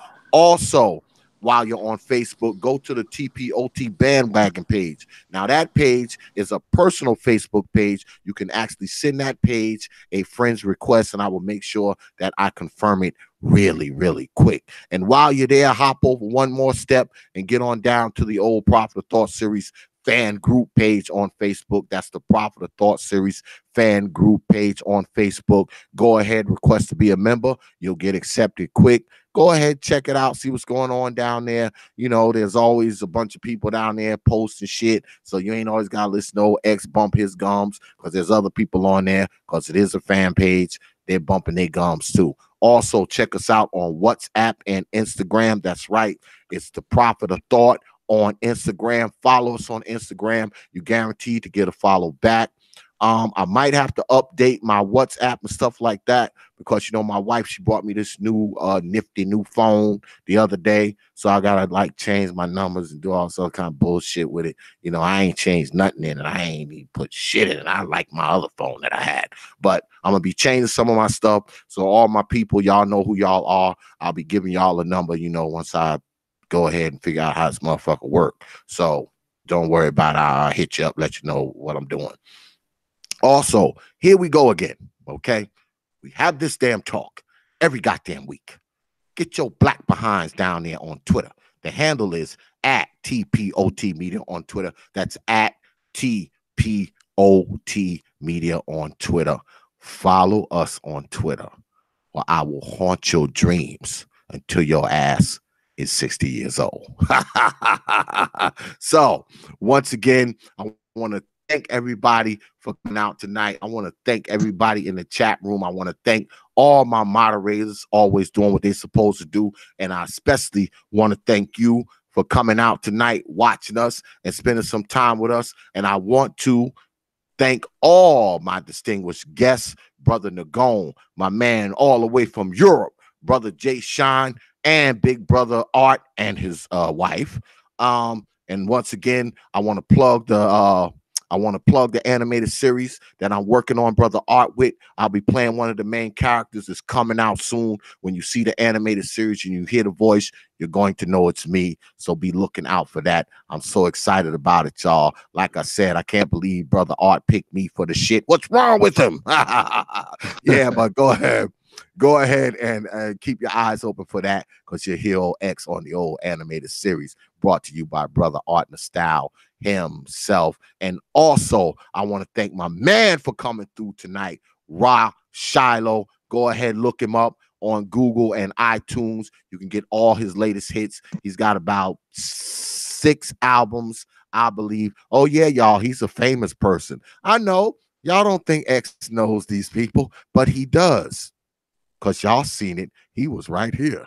He was right here on the TPOT YouTube page. So once again, I want to thank everybody for showing up. It was a good stream, fire stuff, fire people, fire entertainment tonight. And I like what was going on tonight. So with that, I will leave you with 3 words, like I always do. Open your minds, and we are out of here, y'all. Yo, Jay Sean, hit me up, baby. All right, I will family. I'll do, be man. We'll good. do. Okay, all right. No Art, man. Boa noite, hein? Boa noite, senhor. Boa noite. Eu falarei com você depois, tá bom? Sim, Isso. sim, verdade. Tchau, tchau. Take care, brother. Peace, folks.